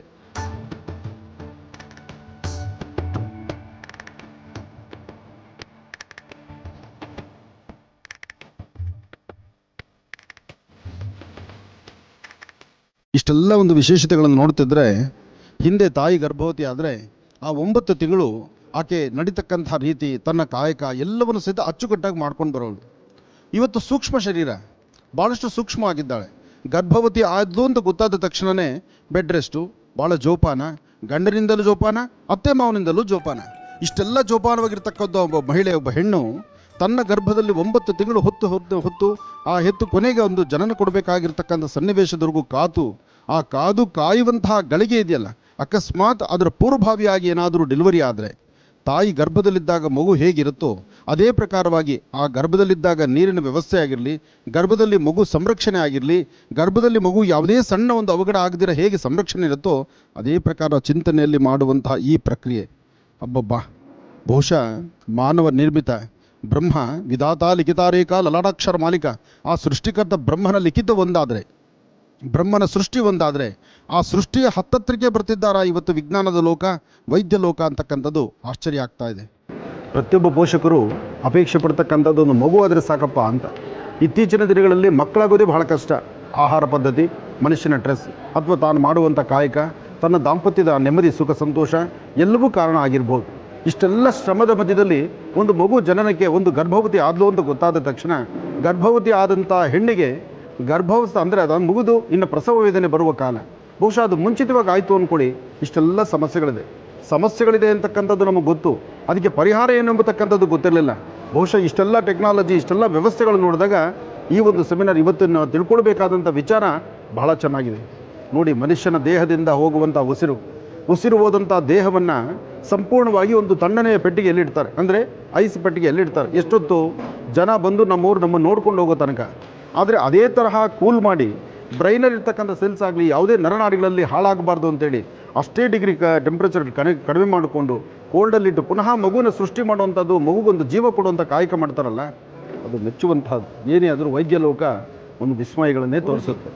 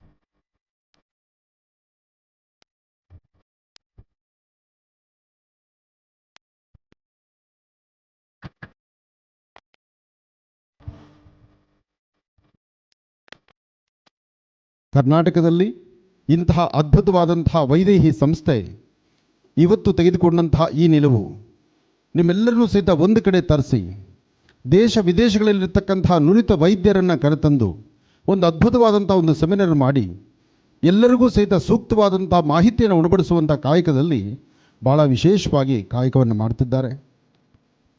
ಆ ಸಣ್ಣ ಮಕ್ಕಳಿಗೆ 6 ತಿಂಗಳ ಜನನ ಆದಂತಹ ಮಕ್ಕಳಿಂದ ಹಿಡಿದು ನವಮಾಸ ತುಂಬುವಂತಹ ಮಕ್ಕಳವರೆಗೂ ಬರುವಂತಹ ನ್ಯೂನ್ಯತೆಗಳನ್ನು, ಸಮಸ್ಯೆಗಳನ್ನು ಹೊಡೆದೋಡಿಸುವಂತಹ ಕಾಯಕದಲ್ಲಿ ಬಹಳ ಅದ್ಭುತವಾದಂತಹ ಕಾಯಕವನ್ನು ಮಾಡ್ತಿರ್ತಕ್ಕಂಥ ನಮ್ಮ ವೈದೇಹಿ ಸಂಸ್ಥೆಗೆ ನಾವು ಎಷ್ಟು ಹೇಳಿದ್ರೂ ಅದು ಕಡಿಮೆ ಅನಿಸುತ್ತೆ. ಯಾಕೆಂದರೆ ಇನ್ನು ಮುಂಬರ್ತಕ್ಕಂಥ ದಿನಗಳಲ್ಲಿ ಟೆಕ್ನಾಲಜಿ ಎಂಬತಕ್ಕಂಥದ್ದು ಹುಟ್ಟುವ ಮಕ್ಕಳಿಂದ ಹಿಡಿದು ವಯಸ್ಸಾಗಿರ್ತಕ್ಕಂಥ ವೃದ್ಧರವರೆಗೂ ವೈದ್ಯರ ಪಾತ್ರ ಹಿಂದಿತ್ತು ಕೈಚಲ್ಲಿ ಕೂರುವಂಥ ಕಾಲ. ಹಿಂದೆ ದೇವರಿದ್ದಾನೆ ಅಂತ ಹೇಳ್ತಿದ್ರು, ಆದರೆ ದೇವರಿದ್ದಾನೆ ನಿಜ, ದೇವರು ವೈದ್ಯರ ರೂಪದಲ್ಲಿದ್ದಾನೆ. ಯಾವುದೇ ಸಮಸ್ಯೆ ಬಂದು ಸಮಸ್ಯೆಗೊಂದು ಪರಿಹಾರವನ್ನು ಅಲ್ಲಿ ನಾವು ಕಂಡುಕೊಳ್ಬೋದು ಎಂಬತಕ್ಕಂಥದ್ದಾದರೆ ವೈದೇಹಿ ಸಂಸ್ಥೆ ಮತ್ತು ಸಾಕಷ್ಟು ಜನ ಈಗ ಇರ್ತಕ್ಕಂಥ ಮೆಡಿಕಲ್ ಫೀಲ್ಡು ಬಹಳ ಅದ್ಭುತವಾಗಿ ಕೆಲಸವನ್ನು ನಡೆಸ್ತಾ ಇದೆ. ಇಂತಹ ಕಾಯಕವನ್ನು ಮೆಚ್ಚುವಂತಹದ್ದು. ಮಹಾವಿಷ್ಣುವಿನ ಅನುಗ್ರಹದಿಂದ ಇನ್ನೂ ಹೆಚ್ಚೆಚ್ಚು ಅಭಿವೃದ್ಧಿ ಆಗಲಿ, ಇನ್ನಷ್ಟು ಆವಿಷ್ಕಾರಗಳು ನಮ್ಮ ಭಾರತ ದೇಶಕ್ಕೂ ಬರಲಿ, ಭಾರತದಲ್ಲಿರ್ತಕ್ಕಂಥ ಅನಾರೋಗ್ಯದ ಸಮಸ್ಯೆಗಳು ಬೇಗ ದೂರ ಆಗಲಿ ಅಂತ ನಾನು ದೇವರನ್ನ ಪ್ರಾರ್ಥನೆ ಮಾಡ್ತೇನೆ. ಮಗು ಹುಟ್ಟಿದ ತಕ್ಷಣ ಅಳಬೇಕು. ಆ ಹುಟ್ಟಿದ ತಕ್ಷಣ ಅದರ ಧ್ವನಿ ಪೆಟ್ಟಿಗೆ ಓಪನ್ ಆದರೆ, ಅದು ಜೋರ ಕಿರ್ಚಿದ್ರೆ ಅದು ಆರೋಗ್ಯವಂತ ಮಗು. ಅರ್ಧ ಗಂಟೆ ಒಳಗೆ ಆ ಮಗು ಕಿರ್ಚಲಿಲ್ಲ, ಅದು ಸರಿಯಾದ ಒಂದು ರೆಸ್ಪಾಂಡ್ ಮಾಡಲಿಲ್ಲ, ಅದರ ಪ್ರಕ್ರಿಯೆಗಳು ಸರಿಯಾಗಿ ಆಗಲಿಲ್ಲ ಅಂದಾಗ ಇಲ್ಲಿರ್ತಕ್ಕಂಥ ಬ್ರಹ್ಮನ ಥರ ಕೆಲಸ ಮಾಡ್ತಕ್ಕಂಥ ಈ ವೈದ್ಯರ ಸಲಹೆ ಬೇಕಾಗತ್ತೆ. ವೈದ್ಯೋ ನಾರಾಯಣೋ ಹರಿಹಿ, ಅದು ಬರೀ ಮಂತ್ರದಲ್ಲೋ ಅಥವಾ ಒಂದು ಶ್ಲೋಕಕ್ಕೋ ನಿಲ್ಲುವಂಥದ್ದಲ್ಲ. ಹಾಗಾಗಿ ಅದ್ಭುತವಾದಂತಹ ಈ ಪ್ರಕ್ರಿಯೆ ಮಗು ಹುಟ್ಟಿದ ತಕ್ಷಣ ಅದರ ಅಳುವಾಗಲಿ, ಅದರ ಕಿರ್ಚಾಟ ಆಗಲಿ ಶುರುವಾಗ್ಬಿಟ್ರೆ ಆರೋಗ್ಯವಂತ ಮಗು ಆಗುತ್ತೆ. ಹಾಗೆ ಹೊಟ್ಟೆಯಿಂದ ಹಿಡ್ಕೊಂಡು ಬ್ರೈನ್ವರೆಗೂ ಬರ್ತಕ್ಕಂಥ ಯಾವುದೇ ಸಮಸ್ಯೆಗಳಿಗಾದರೂ ಸೂಕ್ತ ಪರಿಹಾರವನ್ನು ಆಗಿಂದಾಗಲೇ ಕಂಡುಕೊಳ್ಬೇಕಾಗತ್ತೆ. ಹಾಗೆ ಕಂಡುಕೊಂಡ್ರೆ ಮಾತ್ರ ಅದು ಆ ಮಗುವಿಗೆ ಒಂದು ಆರೋಗ್ಯಕರವಾದಂಥ ಚಿಂತನೆ. ಅಂತಹ ನವಜಾತು ಮಗುವಿನ ವಿಶೇಷವಾಗಿರ್ತಕ್ಕಂಥ ಒಂದು ಅದನ್ನು ಕೇರ್ ಮಾಡ್ತಕ್ಕಂಥದ್ದು ಅಥವಾ ಅದರ ಬಗ್ಗೆ ಒಂದು ಅಧ್ಯಯನ ಮಾಡಿ ಅದಕ್ಕೆ ಬೇಕಾಗಿರ್ತಕ್ಕಂಥ ವ್ಯವಸ್ಥೆಗಳು ಮಾಡುವಂತಹ ಕಾಯಕಕ್ಕೆ ಇವತ್ತೊಂದು ಚಾಲನೆ ಕೊಡ್ತಿರ್ತಕ್ಕಂಥದ್ದು, ಇದರ ಬಗ್ಗೆ ಒಂದು ಸೆಮಿನಾರ್ ನಡೆಸ್ತಿರ್ತಕ್ಕಂಥದ್ದು. ನಮ್ಮ ದೇಶವಲ್ಲದಿರ ವಿದೇಶಗಳಲ್ಲಿರ್ತಕ್ಕಂಥ ವೈದ್ಯರು ಸಹಿತ ಅಲ್ಲಿ ಏನೆಲ್ಲ ಟೆಕ್ನಾಲಜಿ ಇಂಪ್ರೂವ್ಮೆಂಟ್ ಆಗಿದೆ, ಏನೆಲ್ಲ ವ್ಯವಸ್ಥೆಗಳಾಗಿದೆ, ಅಲ್ಲಿರ್ತಕ್ಕಂತಹ ಟೆಕ್ನಾಲಜಿ, ಅಲ್ಲಿರುವಂಥ ವ್ಯವಸ್ಥೆ ಈ ನಮ್ಮ ರಾಜ್ಯಕ್ಕೂ ಸಹಿತ ಕಾಲಿಟ್ಟು ರಾಜ್ಯದಲ್ಲಿ ನವಜಾತ ಶಿಶು ಹುಟ್ಟಿದಾಗ ಅದರಲ್ಲಿ ಬರ್ತಕ್ಕಂತಹ ನ್ಯೂನತೆಗಳನ್ನು ಸರಿಪಡಿಸುವಂಥ ಕಾಯಕಕ್ಕೆ ಇಷ್ಟು ಜನ ವೈದ್ಯರು ಶ್ರಮಿಸ್ತಾ ಇದ್ದಾರೆ. ಬಹುಶಃ ಇಷ್ಟೆಲ್ಲ ಒಂದು ಅದ್ಭುತವಾದಂಥ ಸೆಮಿನಾರ್ ನಡೀತಿರ್ತಕ್ಕಂಥದ್ದು ಕರ್ನಾಟಕ ರಾಜ್ಯದಲ್ಲಿ ಈ ಒಂದು ವೈದೇಹಿ ಹಾಸ್ಪಿಟಲಲ್ಲಿ ಅದ್ಭುತವಾದಂಥ ಕಾಯಕ ನಡೀತಿದೆ. ಹಾಗಾಗಿ ಸಾಕಷ್ಟು ಜನ ವೈದ್ಯರು ಬಂದಿದ್ದಾರೆ. ಒಬ್ಬೊಬ್ಬರ ನುಡಿಮುತ್ತಲ್ಲೂ ಒಂದೊಂದು ರಹಸ್ಯಗಳೇ ಅಡಗಿದೆ. ಒಬ್ಬೊಬ್ಬರ ಜ್ಞಾನಚಕ್ಷು ಅಷ್ಟು ಅದ್ಭುತವಾಗಿದೆ. ಎಲ್ಲರೂ ಶ್ರಮಿಸ್ತಕ್ಕಂಥದ್ದು ಮನೆಗೊಂದು ಮುದ್ದಾದ ಕಂದಮ್ಮ ಇರಬೇಕು ಅಂತ. ಪ್ರತಿಯೊಬ್ಬರ ಅಪೇಕ್ಷೆ ಮನೆಗೊಂದು ಕಂದಮ್ಮ ಬೇಕು, ಮುದ್ದಾದ ಮಗು ಬೇಕು. ಆ ಮುದ್ದಾದ ಮಗು ಬೇಕು ಅಪೇಕ್ಷೆ ನಿಜ, ಅಕಸ್ಮಾತ್ ಅಚಾತುರ್ಯ ಆದರೆ ಆಗ ವೈದ್ಯರ ಸಲಹೆ ಬೇಕು. ವೈದ್ಯರ ಸಲಹೆ ಬೇಕು, ಸರಿಯಾದ ಸನ್ಮಾರ್ಗದಲ್ಲಿ ಆ ಕಾಲಕ್ಕೆ ಬೇಕಾದಂಥ ಟ್ರೀಟ್ಮೆಂಟ್ ಬೇಕು. ಅಂತಹ ಟ್ರೀಟ್ಮೆಂಟ್ ಸಿಗುವಂಥ ಸ್ಥಳ ವೈದೇಹಿಯಲ್ಲಿದೆ. ಹಾಗೆ ಇವತ್ತು ಅದಕ್ಕೆ ಸಂಬಂಧಪಡ್ತಕ್ಕಂಥ ವಿಚಾರಗೋಷ್ಠಿ ಇದೆ. ಈ ವಿಚಾರಗೋಷ್ಠಿಯಲ್ಲಿ ನಾನು ಪಾಲ್ಗೊಂಡಿರ್ತಕ್ಕಂಥದ್ದು ಇದು ನನ್ನ ಪೂರ್ವಜನ್ಮದ ಪುಣ್ಯ. ನಮ್ಮ ಮಹರ್ಷಿವಾಣಿ ಕಾರ್ಯಕ್ರಮದ ಒಂದು ಅದ್ಭುತವಾದಂಥ ಚಿಂತನೆ ಇದಾಗ್ತಾ ಇದೆ. ಹಾಗಾಗಿ ಇವತ್ತು ಸಾಕಷ್ಟು ಜನ ವೈದ್ಯರಿದ್ದಾರೆ, ಒಬ್ಬೊಬ್ಬರನ್ನೂ ಮಾತಾಡಿಸೋಣ, ಒಂದೊಂದಷ್ಟು ವಿಚಾರವನ್ನು ತಿಳ್ಕೊಳ್ಳೋಣ. ವಿಚಾರ ತಿಳ್ಕೊಳ್ಳೋದು ತಪ್ಪಲ್ಲ, ವಿಚಾರ ತಿಳ್ಕೊಳ್ಬೇಕು, ಏನೆಲ್ಲ ವ್ಯವಸ್ಥೆ ಇದೆ ಅದನ್ನು ಅರ್ಥಕೋಬೇಕು. ನಾಳೆ ಅಕಸ್ಮಾತ್ ಯಾವ ಕುಟುಂಬದಲ್ಲಿ ಇಂಥದ್ದೊಂದು ಸಮಸ್ಯೆ ಬಂದರೆ ಆ ಸಮಸ್ಯೆಗೆ ಪರಿಹಾರ ಎಲ್ಲಿದೆ ಎಂಬತಕ್ಕಂಥದ್ದನ್ನು ಅರ್ಥಕೊಳ್ಬೇಕು, ಅದು ಬಹಳ ಮುಖ್ಯ. ಇಲ್ಲಿಗೆ ಆಗಮಿಸಿರ್ತಕ್ಕಂಥ ಪ್ರತಿಯೊಬ್ಬ ವೈದ್ಯೋ ನಾರಾಯಣೋ ಹರಿಹಿ, ಅದು ಒಂದು ಕಡೆ ನಿಂತಿರ್ತಕ್ಕಂಥದ್ದಲ್ಲ. ಇಲ್ಲಿ ಓಡಾಡುವಂತಹ ವೈದ್ಯರು, ಓಡಾಡುವಂತಹ ಈ ಮಹಾವಿಷ್ಣು ಸ್ವರೂಪ ಅಂತಲೇ ನಾನು ತಿಳಿದಿದ್ದೀನಿ. ನಿಮ್ಮೆಲ್ಲರಿಗೂ ಸಹಿತ ನಿಮ್ಮ ಆರೋಗ್ಯ, ನಿಮ್ಮ ಯಶಸ್ಸು, ನಿಮ್ಮ ಒಂದು ವಿಶೇಷವಾಗಿರ್ತಕ್ಕಂಥ ಜ್ಞಾನಚಕ್ಷುವಿಗೆ ತಾಯಿ ಶಾರದೆಯ ಸಂಪೂರ್ಣ ಅನುಗ್ರಹ ಉಂಟಾಗಲಿ. ಮತ್ತಷ್ಟು ನಿಮ್ಮ ಹಸ್ತಕ್ಕೆ ಶಾಸ್ತ್ರ ಮತ್ತು ಮಾತುಗಳಲ್ಲಿ ಹೇಳ್ತಾರೆ, ಎಲ್ಲರೂ ಹೇಳ್ತಾರೆ ವೈದ್ಯರ ಕೈ ಗುಣ ಚೆನ್ನಾಗಿದೆಯಪ್ಪ ಅಂತ. ನಿಮ್ಮ ಹಸ್ತ, ನಿಮ್ಮ ಫಾರ್ಮ್ ಇದೆಯಲ್ಲ, ಒಂದು ಸತಿ ನಿಮ್ಮ ಕೈ ಮುಟ್ಟಿದ್ರೆ ಸಾಕು ಗುಣ ಆಗಿಬಿಡುತ್ತೆ. ಅಂದರೆ ಅಂತಹದ್ದೊಂದು ಜ್ಞಾನ ಶಿರದಲ್ಲಿದೆ, ಹಸ್ತದಲ್ಲಿ ಕೃಪೆ ಇದೆ, ಪ್ರೀತಿ ಮುಖದಲ್ಲಿದೆ, ಮಂದಹಾಸ ನಗುಮುಖದಲ್ಲಿದೆ. ನಿಮ್ಮ ನಗನಗ್ತಾ ಒಬ್ಬ ಪೇಷಂಟ್ ನೋಡಿದ ತಕ್ಷಣ ಅವ್ರಲ್ಲಿರ್ತಕ್ಕಂಥ ಸಮಸ್ಯೆ ದೂರ ಆಗುತ್ತೆ. ಅಂಥದ್ರಲ್ಲಿ ಬಾಲ್ಯದಲ್ಲಿ ಹುಟ್ಟಿರುವಂಥ ನವಜಾತ ಶಿಶುಗಳಿಗೆ ಇರುವಂಥ ಸಮಸ್ಯೆಗಳಿಗೆ ಸೂಕ್ತ ಪರಿಹಾರವನ್ನು ಕಂಡುಕೊಳ್ತಕ್ಕಂಥ ಅದ್ಭುತವಾದಂಥ ಪರಿಕಲ್ಪನೆ, ಚಿಂತನೆ ನಿಮ್ಮ ಗುಣದಲ್ಲಿ ಇನ್ನಷ್ಟು ರಾರಾಜಿಸಲಿ ಅಂತ ನನ್ನ ಆರಾಧ್ಯ ದೇವತೆಯನ್ನು ನಾನು ಪ್ರಾರ್ಥನೆ ಮಾಡ್ತೇನೆ. ಒಳ್ಳೆಯದಾಗಲಿ, ಶುಭವಾಗಲಿ. ಜಾವಿದ್ ನಾಲಿಗೆ ಮಾತಾಡುವಂತಹ ಪದಗಳಿಗೆ ಒಂದು ವಿಶೇಷವಾದ ಶಕ್ತಿ ಇದೆ. ಜಾವಿದ್ ಓದುವಾಗ ಗೊತ್ತಿಲ್ಲ ಈ ಫೀಲ್ಡಿಗೆ ಬರ್ತೀನಿ ಅಂತ. ಆದರೆ ಜಾವಿದ್ದು ಇದೆಲ್ಲ ಪರಿಕಲ್ಪನೆ ಹೇಗೆ ಬಂತು ಅಂದರೆ, ಜಾವಿದ್ಗೆ ಆತನ ರೈಟ್ ಸೈಡ್ ಸೊಂಟದ ಮೇಲೆ ಒಂದು ಹುಟ್ಟು ಮಚ್ಚೆ ಇದೆ. ಇದು ಆನಂದ್ ಗುರೂಜಿ ಕಲೆ. ನೀವು ಮೆಡಿಕಲಲ್ಲಿ ಸ್ಕ್ಯಾನ್ ಬಾಡಿ ಬಿಚ್ಚಿ ಚೆಕ್ ಮಾಡಬೇಕು ಎಲ್ಲೆಲ್ಲಿ ಹುಟ್ಟು ಮಚ್ಚೆ ಇದೆ ಅಂತ. ಆನಂದ್ ಗುರೂಜಿ ಬರೀ ಅವ್ರ ವಾಯ್ಸಲ್ಲಿ ಹಿಡಿತಾರೆ, ಆತನ ರೈಟ್ ಸೈಡ್ ಸೊಂಟದ ಮೇಲೆ ಒಂದು ಹುಟ್ಟು ಮಚ್ಚೆ ಇದೆ. ಆ ಹುಟ್ಟು ಮಚ್ಚೆ ಆಧಾರ ಆ ಮನುಷ್ಯನ ಈ ಮಟ್ಟಕ್ಕೆ ತೊಗೊಂಬಂದಿದೆ. ಕರೆಕ್ಟಾ? ಮೈಕ್ ಕೊಡಿಯಲ್ಲಿ ಒಂಚೂರು ಮೈಕ್ ಕೊಡಿ. ಹೌದು ಸರ್, ಇದೆ. ಇದು ನಿಮ್ಮ ಸೈನ್ಸು, ಇದು ನನ್ನ ಸೈನ್ಸು. ದೇಹದ ಮೇಲಿರುವಂಥ ಹುಟ್ಟು ಮಚ್ಚೆಯನ್ನು ಬರೀ ನಿಮ್ಮ ವಾಯ್ಸಲ್ಲಿ ಕಂಡುಹಿಡಿಯೋ ಶಕ್ತಿ ನಂದು. I am shock sir. ಹೌದು, ಯಾಕೆಂದರೆ ಇದು ಅಂಥದ್ದು ಅದ್ಭುತವಾದಂಥ ವಿದ್ಯೆ. ಈ ಸೃಷ್ಟಿನಲ್ಲಿ 64 ವಿದ್ಯೆಗಳಿದೆ. ಯಾರ ವಿದ್ಯೆ ಯಾರೂ ಕಡೆಗಣಿಸೋಂಗಿಲ್ಲ. ಎಲ್ಲ ವಿದ್ಯೆಗೂ ಅದರದೇ ಆದ ಸ್ಥಾನಮಾನ ಇದೆ. ಆದರೆ ಅದನ್ನು ಸರಿಯಾದ ರೀತಿ ಅರ್ಥ ಮಾಡ್ಕೋಬೇಕು, ಅಧ್ಯಯನ ಮಾಡಬೇಕು. ಹಾಗೆ ನಿಮ್ಮಲ್ಲಿ ಅಂತಹ ವಿದ್ವತ್ತಿರೋದ್ರಿಂದ ನಿಮ್ಮೆಲ್ಲರಿಗೂ ನಾನು ತಲೆ ಬಗ್ಗಿಸಿ ನಮಸ್ಕರಿಸ್ತೀನಿ. ಯಾಕೆಂದರೆ ಎಷ್ಟೋ ಜನ ಮಕ್ಕಳ ಜೀವನದಲ್ಲಿ ಒಂದು ಜೀವನಕ್ಕೆ ದಾರಿ ಮಾಡ್ತಿದ್ದೀರಲ್ಲ. ಎಷ್ಟೋ ಜನ ಪೇರೆಂಟ್ಸು ಹಾಸ್ಪಿಟ್ಲಲ್ಲಿ ಮಕ್ಕಳಿಲ್ಲ ಅಂತ ಬರ್ತಾರೆ. ಆಗುವಂತಹ ಮಗು ಏನೋ ಅಚಾತುರ್ಯದಿಂದ 6 ತಿಂಗಳಿಗೋ 7 ತಿಂಗಳಿಗೋ 8 ತಿಂಗಳಿಗೋ ಹುಟ್ಟುತ್ತೆ. ಆ ಹುಟ್ಟೋ ಮಗುಗೆ, ಆ ನವಜಾತ ಶಿಶುವಿಗೆ ಸರಿಯಾದ ಒಂದು ಬೇಕಾದಂಥ ವೈದ್ಯಕೀಯ ಸವಲತ್ತನ್ನು ಕೊಟ್ಟು ಮಗುನ ಪ್ರಜೆ ಮಾಡಲಿಕ್ಕೆ ದಾರಿ ಮಾಡಿಕೊಡ್ತಿದ್ದೀರಲ್ಲ, ಅದಕ್ಕೆ ಬ್ರಹ್ಮನ ಥರನೇ ತಿಳ್ಕೊಳ್ಬೇಕು.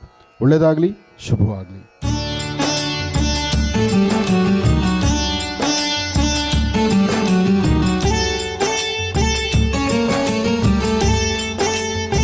ಈ ಒಂದು ಕಾನ್ಫರೆನ್ಸಿಗೆ ನಮ್ಮ ಒಂದು ದೇವರ ಆಶೀರ್ವಾದದಿಂದ ನಮ್ಮ ಆನಂದ್ ಗುರೂಜಿಯವರು ನಾವೊಂದು ಅವ್ರನ್ನ ಈ ಒಂದು ಕಾರ್ಯಕ್ರಮಕ್ಕೆ ಬಂದು ನಮಗೆಲ್ಲರಿಗೂ ಒಂದು ಆಶೀರ್ವಾದ ಮಾಡಬೇಕು ಅನ್ನೋವಂಥದ್ದನ್ನು ನಾವು ಕೇಳ್ಕೊಂಡ್ವಿ. ಆ ನಿಟ್ಟಿನಲ್ಲಿ ಗುರೂಜಿ ಏನೂ ಒಂದು ಯೋಚನೆ ಮಾಡದಲ್ಲಿ ಈ ವೈದ್ಯರಿಗೆ ನಮ್ಮ ಒಂದು ಕಾನ್ಫರೆನ್ಸಿಗೆ ಬಂದಿದ್ದಾರೆ. ನಾವು ಅವ್ರಿಗೆ ಯಾವಾಗಲೂ ಚಿರಋಣಿ. ಅದೇ ರೀತಿ ಇದು ನಮ್ಮ ದೇವರ ಭಾಗ್ಯ ಮತ್ತು ಆಶೀರ್ವಾದ. ನೀವು ಒಂದು ಕಾನ್ಫರೆನ್ಸಿಗೆ ಬಂದು ನಮ್ಮನ್ನೆಲ್ಲರನ್ನೂ ಆಶೀರ್ವಾದ ಮಾಡೋದಕ್ಕೆ ಗುರೂಜಿ ಹೃದಯದಿಂದ ನಾವು ನಿಮಗೆ ಧನ್ಯವಾದಗಳನ್ನು ಸಲ್ಲಿಸ್ತೀವಿ. ಗುರೂಜಿ ತುಂಬ ಮತ್ತು ನಿಮ್ಮ ನುಡಿಮುತ್ತುಗಳು ಮತ್ತು ಜೀವನದ ಬಗ್ಗೆ ನೀವು ಕೊಡೋವಂಥ ಒಂದು ಪಾಠಗಳು, ನಾವು ಕೂಡ ನಿಮ್ಮನ್ನು ತುಂಬ ಫಾಲೋ ಮಾಡ್ತೀವಿ. ನಿಮ್ಮ ಎಲ್ಲ ಕಾರ್ಯಕ್ರಮಗಳನ್ನು ನಾವು ನೋಡ್ತೀವಿ. ಆ ದೃಷ್ಟಿಯಿಂದ ನಿಮ್ಮನ್ನು ಸಾಕ್ಷಾತ್ ನೋಡಿದಾಗ ನಮಗೆ ಒಂದು 2 ನಿಮಿಷ ಮೂಕಾಗ್ಬಿಟ್ವಿ ನಾವು. ಅಂದರೆ ವರ್ಡ್ಸೇ ಬರ್ತಾ ಇರಲಿಲ್ಲ. ಸೊ ನಿಮ್ಮ ಒಂದು ಸಿಂಪ್ಲಿಸಿಟಿ, ನಿಮ್ಮ ಒಂದು ಜ್ಞಾನ, ನಿಮ್ಮ ಒಂದು ವಿಚಾರ ಮತ್ತು ಸಮಾಜದ ಕಾಳಜಿ ಮತ್ತು ಸಮಾಜಕ್ಕೆ ಒಂದು ದಾರಿ ತೋರಿಸುವಂಥ ಕೆಲಸವನ್ನು ನೀವು ಮಾಡ್ತಾಯಿದ್ದೀರಾ. ನೀವು ಕೂಡ ಒಂಥರ ನಮ್ಮ ಡಾಕ್ಟ್ರ್ ಇದ್ದ ಹಾಗೆಯೇ ನಾವು ಕಾಯಿಲೆಗಳನ್ನ, ನೋವನ್ನು ಕಡಿಮೆ ಮಾಡ್ತೀವಿ. ನೀವು ಜನರಲ್ಲಿರುವಂಥ ನಾನ್ ಮೆಡಿಕಲ್ ಅಥವಾ ಅವ್ರಿಗೇನೋ ಅವ್ರ ಲೈಫಲ್ಲಿ ಬರುವಂಥ ಎಲ್ಲ ಇದನ್ನು ಕೂಡ ನೀವು ಕ್ಲಿಯರ್ ಮಾಡ್ತೀರಾ. ನೀವು ಕೂಡ ಒಂಥರ ನಮಗೆ ಬ್ರಹ್ಮ ಇದ್ದಂಗೆ. ನಮಗೆ ಹೇಗೆ ವೈದ್ಯ ನಾರಾಯಣ ಅಂತ ಹೇಳ್ತೀರ, ಅದೇ ರೀತಿ ನೀವು ಕೂಡ ನಮಗೆ ಒಂದು ದೇವರ ಒಂದು ಸ್ವರೂಪನೇ. ತುಂಬ ಧನ್ಯವಾದಗಳು ಸ್ವಾಮೀಜಿ. Thank you. ಇಲ್ಲಿ ಪ್ರತಿಯೊಬ್ಬ ವಿದ್ಯಾರ್ಥಿನಿಗಳಿಗೂ ಅಂದರೆ ಹಾಸ್ಪಿಟ್ಲಿಂದ ಇನ್ನೊಂದು ಇಲ್ಲಿ ತಯಾರಾಗುವಂತಹ ಇಲ್ಲಿ ಜ್ಞಾನವನ್ನು ಸಂಪಾದನೆ ಮಾಡುವಂತಹ ನರ್ಸ್ ಆಗಿರ್ಬೋದು ಅಥವಾ ವೈದ್ಯರಾಗಿರ್ಬೋದು ಅಥವಾ ಪೊಲೀಸ್ ಸಿಬ್ಬಂದಿ ಆಗಿರ್ಬೋದು ಯಾರೊಬ್ಬರಿಗಾದರೂ ಸಹಿತ, ಯಾಕೆಂದರೆ ಜ್ಞಾನ ಎಂಬತಕ್ಕಂಥದ್ದು ಎಲ್ಲರಿಗೂ ಬೇಕು. ಆ ಜ್ಞಾನ ಎಂಬತಕ್ಕಂಥದ್ದು ಫಸ್ಟ್ ಏಡ್ ಅಂತಕ್ಕಂಥದ್ದು ಇದೆಯಲ್ಲ, ವ್ಯಕ್ತಿ ತಳಗೆ ಕುಸಿದಾಗ ಅವನಿಗೆ ಕೈ ಹಿಡಿದು ಎತ್ತಬೇಕು. ಅಥವಾ ಸಮಸ್ಯೆ ಯಾವತ್ತೂ ಅಷ್ಟೇ ಈ ಪಬ್ಲಿಕ್ ಫೀಲ್ಡಲ್ಲಿ ಇರ್ತಕ್ಕಂಥವ್ರು ಅಥವಾ ಸಮಾಜ ಸೇವೆಗೆ ನಿರತರಾಗಿರ್ತಕ್ಕಂಥವ್ರು ಒಂದಿಷ್ಟು ಜ್ಞಾನವನ್ನು ಸಂಪಾದನೆ ಮಾಡ್ಕೋಬೇಕು. ಅಂತಹ ಜ್ಞಾನವನ್ನು ಸಂಪಾದನೆ ಮಾಡ್ಕೋಬೇಕಾದ್ರೆ ಈ ವೈದೇಹಿಗೆ ಬಂದಾಗ ಇಲ್ಲಿ ವಾಸ ಎಂಬತಕ್ಕಂಥ ಈ ಒಂದು ಟೆಕ್ನಾಲಜಿ ಇಲ್ಲಿರ್ತಕ್ಕಂಥ ಇನ್ಸ್ಟಿಟ್ಯೂಟಲ್ಲಿದೆ, ಎಲ್ಲವೂ ರೋಬೋಟಿಕ್ ಆಗಿರ್ತಕ್ಕಂಥದ್ದು. ಅಂದರೆ ನೀವು ಅಲ್ಲಿರ್ತಕ್ಕಂಥ ಬೊಂಬೆಗಳ ಮೇಲೆ ನೀವು ಅದರ ಒಂದು ಪ್ರಯೋಗವನ್ನು ಹೇಳಿಕೊಟ್ಟಾಗ ನೀವು ಸರಿ ಮಾಡ್ತಿದ್ದೀರಾ ತಪ್ಪು ಮಾಡ್ತಿದ್ದೀರಾ, ಸರಿಯಾದಂಥ ಟ್ರೀಟ್ಮೆಂಟ್ ನಡೀತಿದೆಯೋ ಇಲ್ಲೋ ಎಂಬತಕ್ಕಂತಹ ಅಡ್ವಾನ್ಸ್ ಟೆಕ್ನಾಲಜಿಯನ್ನು ನಾವು ನೋಡ್ಬೋದಾದರೆ ಅದು ಇಲ್ಲಿ ಮಾತ್ರ. ಇಂತಹ ಅದ್ಭುತವಾದಂತಹ ಒಂದು ವಿದ್ಯೆ ಜ್ಞಾನ ವಾಸನ ನಡೀತಾ ಇದೆ. ಹಾಗೆ ವೈದೇಹಿ ನಡೆಸ್ತಿರ್ತಕ್ಕಂತಹ ಈ ಅದ್ಭುತವಾದಂತಹ ಇಂಟರ್ನ್ಯಾಷನಲ್ ಲೆವೆಲ್ ಇರತಕ್ಕಂತಹ ವೈದ್ಯರನ್ನೂ ಕರೆಸಿ ಇಂತಹ ಅದ್ಭುತವಾದಂತಹ ಪರಿಕಲ್ಪನೆ ಒಂದು ಚಿಂತನೆ ಇದು ಮೆಚ್ಚುವಂಥದ್ದು. ಹಾಗಾಗಿ ಅಭ್ಯಾಸ ಮಾಡತಕ್ಕಂಥವ್ರಿಗೆ ವಿದ್ಯಾರ್ಥಿಗಳಿಗೆ ಒಂದು ವಿಶೇಷವಾಗಿರ್ತಕ್ಕಂಥ ವಿದ್ಯೆ, ಉನ್ನತವಾದಂಥ ವಿದ್ಯೆ ಅದು ಇಲ್ಲಿ ಮಾತ್ರ. ಒಳ್ಳೆಯದಾಗಲಿ, ಶುಭವಾಗಲಿ.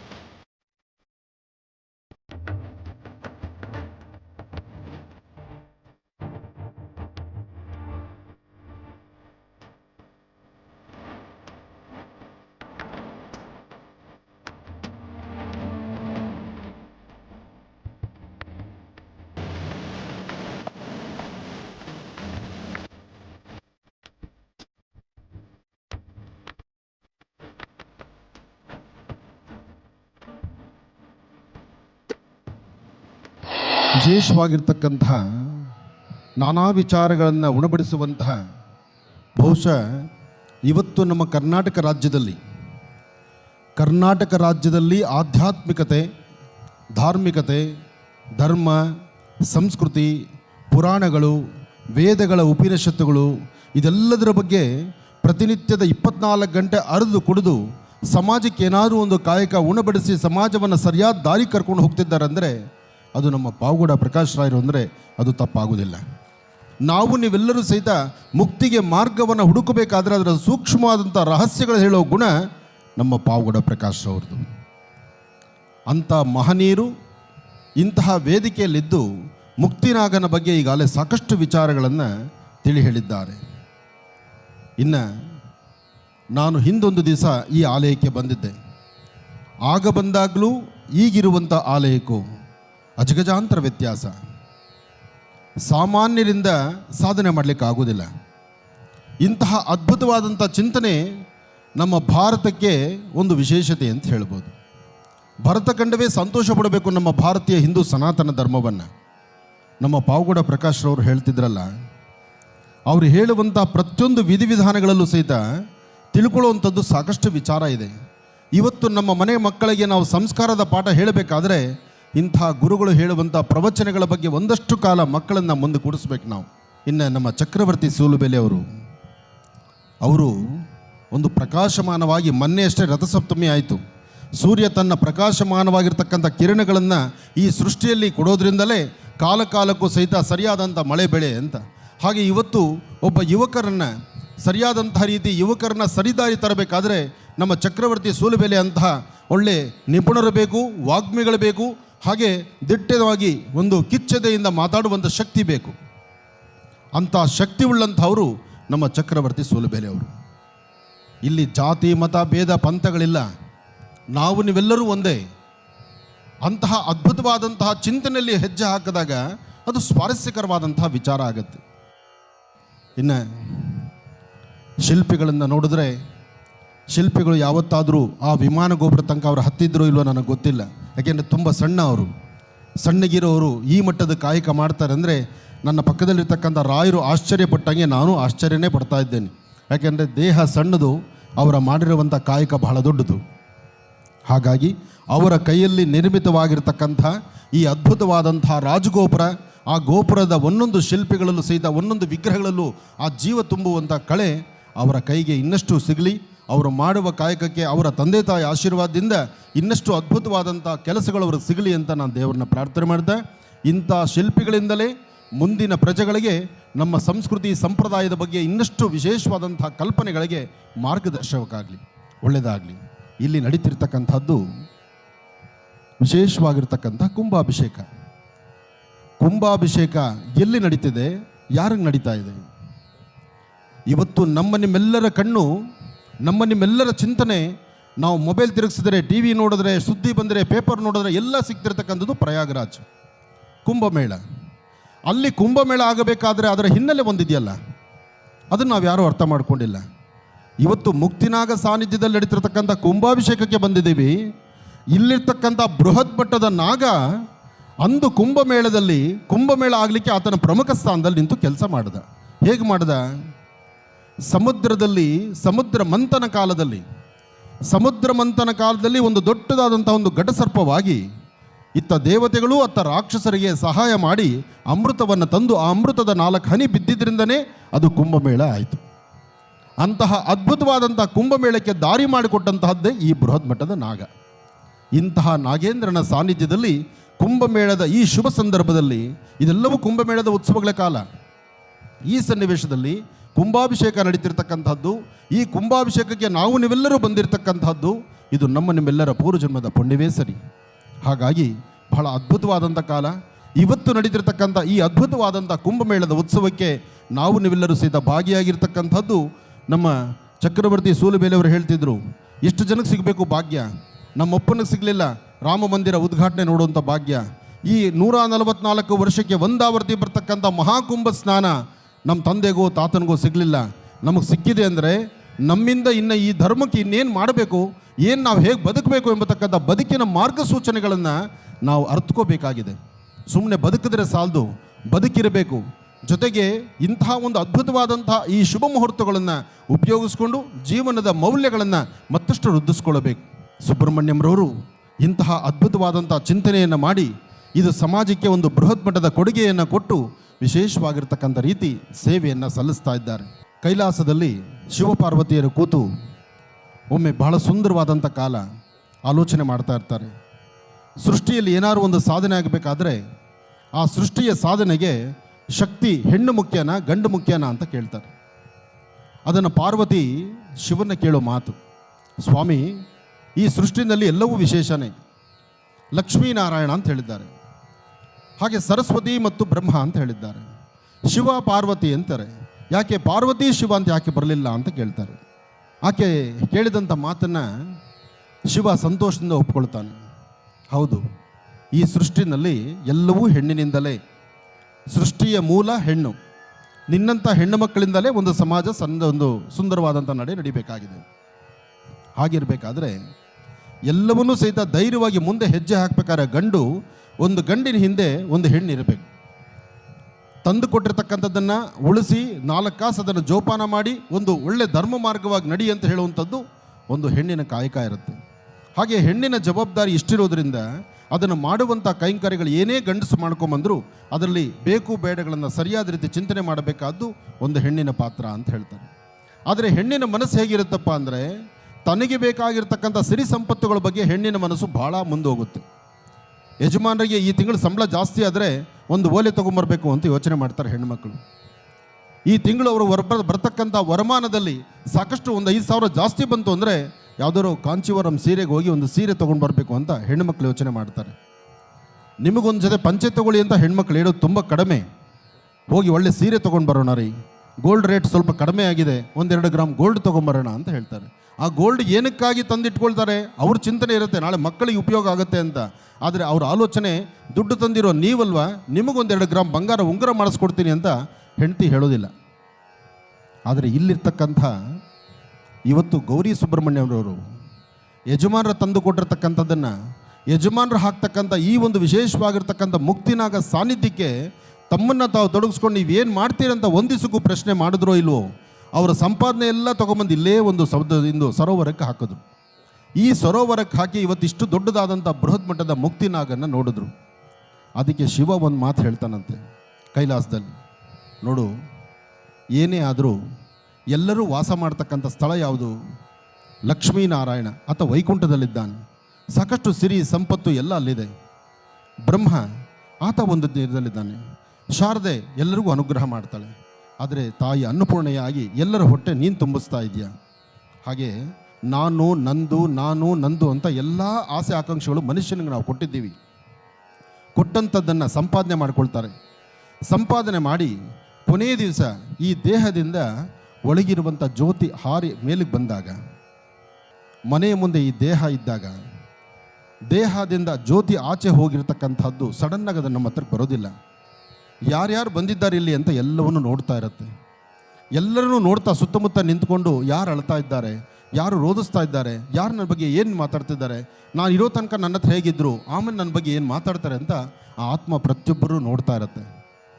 ಆದರೆ ತಾಯಿ ಪಾರ್ವತಿ ಹೇಳ್ತಾಳೆ, ಎಲ್ಲ ಸರಿ, ಅದು ಆಮೇಲೆ ಇರಲಿ, ಎಲ್ಲರೂ ಒಳ್ಳೊಳ್ಳೆ ಜಾಗದಲ್ಲಿದ್ದಾರಲ್ಲ, ನೀವು ಇಂಥ ಒಂದು ಕೈಲಾಸದಲ್ಲಿರೋದು ಬಿಟ್ಟು ಹೋಗಿ ಆ ಸ್ಮಶಾನದಲ್ಲಿ ಏನು ಮಾಡ್ತೀರಿ ಅಂತ ಕೇಳ್ತಾಳೆ. ನೀವು ಸ್ಮಶಾನದಲ್ಲಿದ್ದೇನು ಮಾಡ್ತೀರಿ? ನನ್ನೊಂದಿಗೆ ಕೈಲಾಸದಲ್ಲರೂ ಇದ್ದಿದ್ರೆ ನಾನು ಸಂತೋಷ ಪಡ್ತಾ ಇದ್ದೆ. ನನ್ನನ್ನು ಬಿಟ್ಟು ಅಲ್ಲೆಲ್ಲೋ ಹೋಗಿ ಕೂತ್ಕೊಂಡಿರ್ತೀರಿ.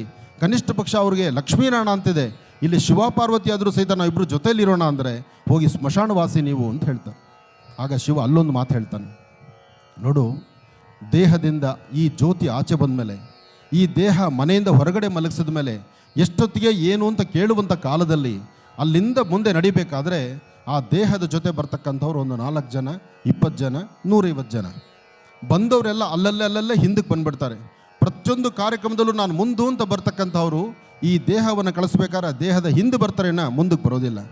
ಹಾಗೂ ಬಂದರೂ ಸಹಿತ ಕಡೆಯದಾಗಿ ಸ್ಮಶಾನದಲ್ಲಿಟ್ಟು ಇನ್ನೇನು ಅಗ್ನಿ ಆಗಬೇಕು ಅಥವಾ ಭೂಮಿಗೆ ಹಾಕಬೇಕು, ಇಂತಹ ಕಾಲ ಅಂತ ಎದುರಾದಾಗುವಾಗ ಆಗ ನಾನು ಅಂತ ಯಾರು ಬರ್ತಾರೆ? ಯಾರೂ ಬರಲ್ಲ. ಜನ್ಮ ಕೊಟ್ಟಿರ್ತಕ್ಕಂಥ ಮಕ್ಕಳು ಹತ್ತಿರಕ್ಕೆ ಬರಲ್ಲ, ಮಡದಿ ಹತ್ತಿರಕ್ಕೆ ಬರೋದಿಲ್ಲ. ನಾನು ಸಂಪಾದನೆ ಮಾಡಿರ್ತಕ್ಕಂಥ ಚಿನ್ನ, ಬೆಳ್ಳಿ, ವಜ್ರ, ವೈಡೂರ್ಯ ಯಾವುದೂ ನನ್ನ ಹತ್ರ ಬರಲ್ಲ. ನನ್ನ ಅಧಿಕಾರ ಬರಲ್ಲ. ಇವತ್ತು ನನ್ನ ನೋಡ್ಲಿಕ್ಕೆ ನೀವು ಇಷ್ಟು ಜನ ಬಂದರೆ ಯಾರೂ ನನ್ನ ಹತ್ರಕ್ಕೆ ಬರೋದಿಲ್ಲ. ಆದರೆ ಬರ್ತಕ್ಕಂಥವನು, ಕೈ ಹಿಡಿತಕ್ಕಂಥವನು, ನಿನಗೆ ಯಾರೂ ಇಲ್ಲ ಅಂದಾಗ ನಾನು ನಿನ್ನ ಕೈ ಹಿಡಿದು ಎಬ್ಬಿಸ್ತೀನಿ ಅಂತ ಹೇಳೋದಕ್ಕೆ ಶಿವ ಸ್ಮಶಾನದಲ್ಲೇ ಕೂತಿದ್ದಾನೆ. ಅದಕ್ಕೆ ಆದ ರುದ್ರದೇವರ ಅಂಥೇಳಿ ರುದ್ರನಾಗಿ ವಿಶೇಷವಾಗಿರ್ತಕ್ಕಂಥ ಪ್ರತಿಯೊಬ್ಬರೂ ಸಹಿತ ಹೃದಯಕ್ಕೆ ಅಪ್ಪಿಕೊಂಡು ನಾನು ನಿನ್ನ ಹತ್ರ ಇದ್ದೀನಯ್ಯ, ನೀನು ಭಯಪಡಬೇಡ. ಯಾಕೆಂದರೆ ಸ್ಮಶಾನದಲ್ಲಿ ಬಿಟ್ಟು ಎಲ್ಲರೂ ಅವರು ಮನೆಗೆ ಹೋಗ್ತಾರೆ, ಇಲ್ಲಿ ಒಬ್ಬಂಟಿಗೆ ನಾನಿದ್ದೇನೆ ಅನ್ನೋ ಕಾಲದಲ್ಲಿ ಅಲ್ಲಿ ನಿಂತು ಇವತ್ತು ಸುಬ್ರಹ್ಮಣ್ಯಂರವರು ಅಲ್ಲೂ ಸಹಿತ ಭಗವಂತನ ಪಾದದಲ್ಲಿದ್ದು ಇಂತಹ ಬೃಹತ್ ಮಟ್ಟದ ಕಾಯಕವನ್ನು ಮಾಡಲಿಕ್ಕೆ ನಮ್ಮ ಗೌರಿ ಸುಬ್ರಹ್ಮಣ್ಯರವರಿಗೆ ಬಲವನ್ನು ತುಂಬಿ ನಿನ್ನ ಕೈಲಾಗತ್ತೆ, ನೀನು ಇದನ್ನು ಮಾಡು ಅಂಥೇಳಿ ಬಹುಶಃ ಅವ್ರ ಬೆನ್ನಲ್ಲಿ ನಿಂತು ಇಂಥ ಒಂದು ಧರ್ಮದ ಕಾರ್ಯ ಮಾಡಿಸ್ತಿದ್ದಾರೆ. ಈ ಕಾರ್ಯ ಮಾಡಲಿಕ್ಕೆ ಒಂದು ಹೆಣ್ಣಾಗಿಲ್ದಿರ ಹೆಣ್ಣು ಒಂದು ಶಕ್ತಿಯಾಗಿ ಅಂತಹ ಅದ್ಭುತವಾದ ಶಕ್ತಿ ಇವತ್ತು ನಮ್ಮ ಗೌರಿ ಸುಬ್ರಹ್ಮಣ್ಯರವರಾಗಿ ಇಂತಹ ವಿಶೇಷವಾದಂತಹ ಕಾಯಕವನ್ನು ಮಾಡ್ತಿದ್ದಾರೆ. ಈ ಕಾಯಕವನ್ನು ನಾವು ಗೌರವಿಸಬೇಕು. ಅವರ ಒಂದು ವಿಶೇಷವಾಗಿರ್ತಕ್ಕಂಥ ಕಾಯಕವನ್ನು ನಾವು ಇನ್ನಷ್ಟು ಈ ಸಮಾಜಕ್ಕೆ ಇದರಿಂದ ಇನ್ನೇನು ಮಾಡ್ಬೋದು, ಇನ್ನಷ್ಟು ಧರ್ಮ ಕಾರ್ಯ ಆಗಲಿಕ್ಕೆ ಏನು ಮಾಡಬೇಕಾಗತ್ತೆ ಅಂತಕ್ಕಂಥದ್ದರ ಚಿಂತನೆ ಮಾಡ್ತಾ ಇವತ್ತಿನ ಈ ಸುಂದರವಾದ ವೇದಿಕೆಯಲ್ಲಿ, ಇದು ವೇದಿಕೆ ಅನ್ನೋದಕ್ಕಿಂತ ಇದೊಂದು ಧರ್ಮದ ಸಭೆ. ಈ ಧರ್ಮ ಸಭೆಗೆ ಬಂದಿರತಕ್ಕಂಥ ತಮ್ಮೆಲ್ಲರಿಗೂ ಸಹಿತ ಮುಕ್ತಿನಾಗನ ಕ್ಷೇತ್ರದಿಂದ ನಾಗೇಂದ್ರನ ಸಂಪೂರ್ಣ ಅನುಗ್ರಹ ಉಂಟಾಗಲಿ ಅಂತ ಮತ್ತೊಮ್ಮೆ ದೇವರನ್ನ ಪ್ರಾರ್ಥನೆ ಮಾಡ್ತಾ ಒಳ್ಳೆಯದಾಗಲಿ, ಶುಭವಾಗಲಿ.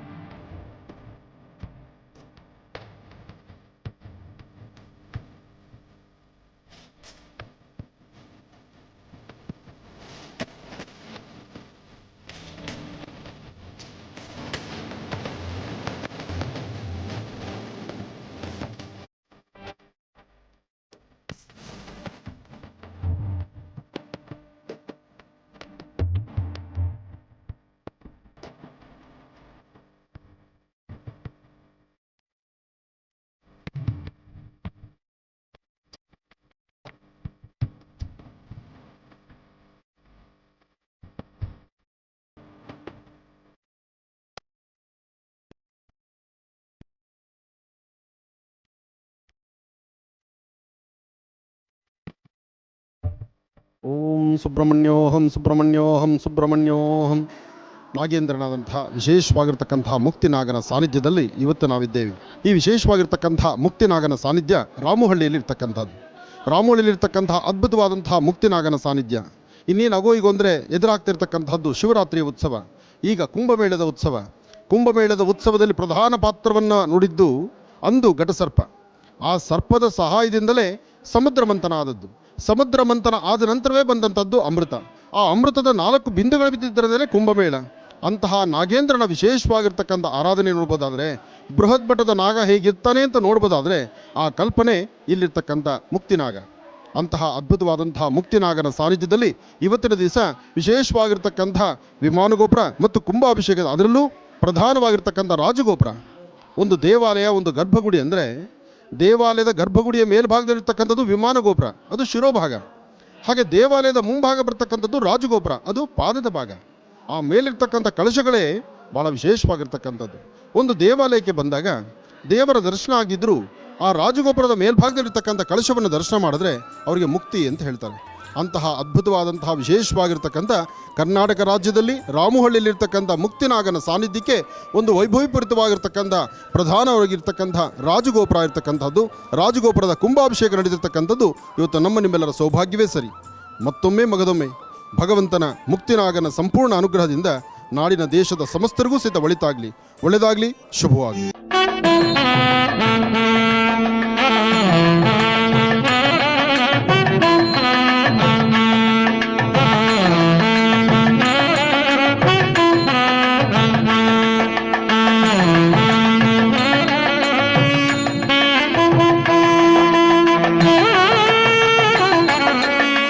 ಮಹರ್ಷಿವಾಣಿ ಕಾರ್ಯಕ್ರಮದ ಸಮಸ್ತ ವೀಕ್ಷಕ ಬಂಧುಗಳೇ, ತಾವೆಲ್ಲರೂ ನೋಡ್ತಿರ್ತಕ್ಕಂಥದ್ದು ಒಂದು ನಾಗದೇವತಾ ಪ್ರತಿಷ್ಠಾಪನಾ ಆದಂತಹ 48 ದಿವಸದ ಮಂಡಲಾನುಷ್ಠಾನ.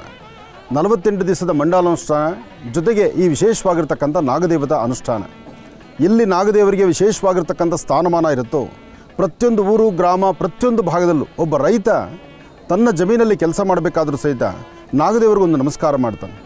ಹಾಗೆ ಒಂದು ವಾಸ್ತುಗೃಹದಲ್ಲಿ ಸಂಬಂಧ ಗಟ್ಟಿಯಾಗಬೇಕಾದ್ರೆ, ದಾಂಪತ್ಯ ನೆಮ್ಮದಿಯಾಗಿರಬೇಕಾದ್ರೆ, ಗರ್ಭದಲ್ಲಿರ್ತಕ್ಕಂಥ ದೋಷ ದೂರ ಆಗಬೇಕಾದ್ರೆ, ಗರ್ಭ ನಿಲ್ಲಬೇಕಾದ್ರೂ ಸಹಿತ ಅದಕ್ಕೆ ನಾಗನ ಅನುಗ್ರಹ ಅಂತ ಹೇಳ್ತಾರೆ. ಹೀಗೆ ನಾಗದೇವತಾ ಅನುಷ್ಠಾನವನ್ನು ಪ್ರತಿಯೊಂದು ವಾಸ್ತುಗೃಹಗಳಲ್ಲೂ ನಿರಂತರವಾಗಿ ನಡೆಸ್ಕೊಂಡು ಬರ್ತಾರೆ.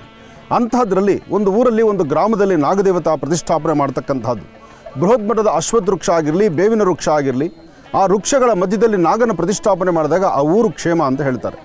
ಆ ಊರಿಗೂ ಕ್ಷೇಮ, ಊರಲ್ಲಿ ವಾಸ ಮಾಡ್ತಕ್ಕಂಥ ಪ್ರತಿಯೊಬ್ಬ ಗ್ರಾಮಸ್ಥರಿಗೂ ಅದು ಕ್ಷೇಮ ಅಂತ ಹೇಳುತ್ತೆ. ಹಾಗಾಗಿ ಊರಲ್ಲಿ ಒಂದು ಬೃಹತ್ ಮಟ್ಟದ ಅಶ್ವತ್ಥ ವೃಕ್ಷ ಇರಬೇಕು. ಕಾರಣ ಮೂಲತೋ ಬ್ರಹ್ಮರೂಪಾಯ ಮಧ್ಯಾಂತೋ ವಿಷ್ಣುರೂಪಿಣಿ ಅಗ್ರದಂ ಶಿವರೂಪಾಯ ವೃಕ್ಷರಾಜಾಯಿತಿ ನಮಃ. ತ್ರಿಮೂರ್ತಿಗಳು ವಾಸ ಮಾಡ್ತಕ್ಕಂಥ ಸ್ಥಳ ಸಹಿತ ಅಶ್ವತ್ಥ ವೃಕ್ಷ ಅಂತ ಹೇಳ್ತಾರೆ. ಇಂತಹ ಅಶ್ವತ್ಥ ವೃಕ್ಷದ ಸಾನ್ನಿಧ್ಯದಲ್ಲಿ ಒಂದು ನಾಗದೇವರ ಪ್ರತಿಷ್ಠಾಪನೆ. ಹಿಂದೆ ಈ ಸಾನ್ನಿಧ್ಯದಲ್ಲಿ ಒಂದು ನಾಗದೇವರು ಇದ್ದಿದ್ದರಿಂದಲೇ ಇವತ್ತು ಇಲ್ಲಿ ಮತ್ತೊಂದು ವಿಶೇಷವಾಗಿರ್ತಕ್ಕಂಥ ನೂತನವಾದಂಥ ಒಂದು ಆಲಯವನ್ನು ಪ್ರತಿಷ್ಠಾಪನೆ ಮಾಡಿದ್ದಾರೆ. ಅಂತಹ ಆಲಯವನ್ನು ಪ್ರತಿಷ್ಠಾಪನೆ ಮಾಡಿರ್ತಕ್ಕಂಥ ನವರತ್ನ ಅಗ್ರಹಾರದಲ್ಲಿ ಇವತ್ತು ಬಹಳ ವಿಶೇಷವಾಗಿರ್ತಕ್ಕಂಥ ಆಲಯದ 48ನೇ ದಿವಸದ ಮಂಡಲಾಚರಣೆ ಅದ್ಭುತವಾಗಿ ನಡೀತಾ ಇದೆ. ಈ ಮಂಡಲಾಚರಣೆ ಕಾರ್ಯಕ್ರಮವನ್ನು ತಾವೆಲ್ಲರೂ ಸಹಿತ ವೀಕ್ಷಣೆ ಮಾಡ್ತಿದ್ದೀರಿ. ತಮ್ಮೆಲ್ಲರ ಮನೋಕಾಮನೆಗಳು ಸಿದ್ಧಿಯಾಗಲಿ. ಎಲ್ಲರೂ ನಾಗೇಂದ್ರನ ಪ್ರಾರ್ಥನೆ ಮಾಡೋಣ. ಹಾಗೆ ಈ ಊರಿನ ಗ್ರಾಮಸ್ಥರು, ಈ ಗ್ರಾಮದ ಸುತ್ತಮುತ್ತಿರ್ತಕ್ಕಂತಹ ಎಲ್ಲ ಗ್ರಾಮದ ಭಕ್ತಾದಿಗಳು ಎಲ್ಲರೂ ಸೇರಿ ನಡೆಸ್ತಿರ್ತಕ್ಕಂಥ ಅದ್ಭುತವಾದಂಥ ಕಾರ್ಯಕ್ರಮವನ್ನು ವೀಕ್ಷಣೆ ಮಾಡುವಾಗ ಒಂದು ಕ್ರಮ, ವೀಕ್ಷಣೆ ಮಾಡುವ ಕಾಲದಲ್ಲೇ ನಿಮ್ಮ ಗೋತ್ರ, ಹೆಸರು, ನಕ್ಷತ್ರವನ್ನು ಹೇಳಿಕೊಂಡು ಆಗಮಶಾಸ್ತ್ರ ಪ್ರಕಾರ ಅನುಷ್ಠಾನ ಆಗಿರ್ತಕ್ಕಂಥ, ಆಗಮಶಾಸ್ತ್ರ ಪ್ರಕಾರ ಅನುಷ್ಠಾನ ಆಗಿ ಪ್ರತಿಷ್ಠಾಪನೆಗೊಂಡಿರ್ತಕ್ಕಂಥ ಈ ಸಾನ್ನಿಧ್ಯಕ್ಕೆ ಎಲ್ಲರೂ ಸಹಿತ ಪ್ರಾರ್ಥನೆ ಮಾಡೋಣ. ಎಲ್ಲರೂ ಭಗವಂತನ ಕೃಪೆಗೆ ಪಾತ್ರರಾಗೋಣ. ಶುಭಾಭ್ಯಾಂ ಶುಭೇ ಪೂರ್ವಶ್ಚರಿತ ಇವಂ ಗುಣ ವಿಶೇಷೇನ ವಿಶಿಷ್ಟಾಯಾಂ ಅಸ್ಯಾಂ ಶುಭದಿತು.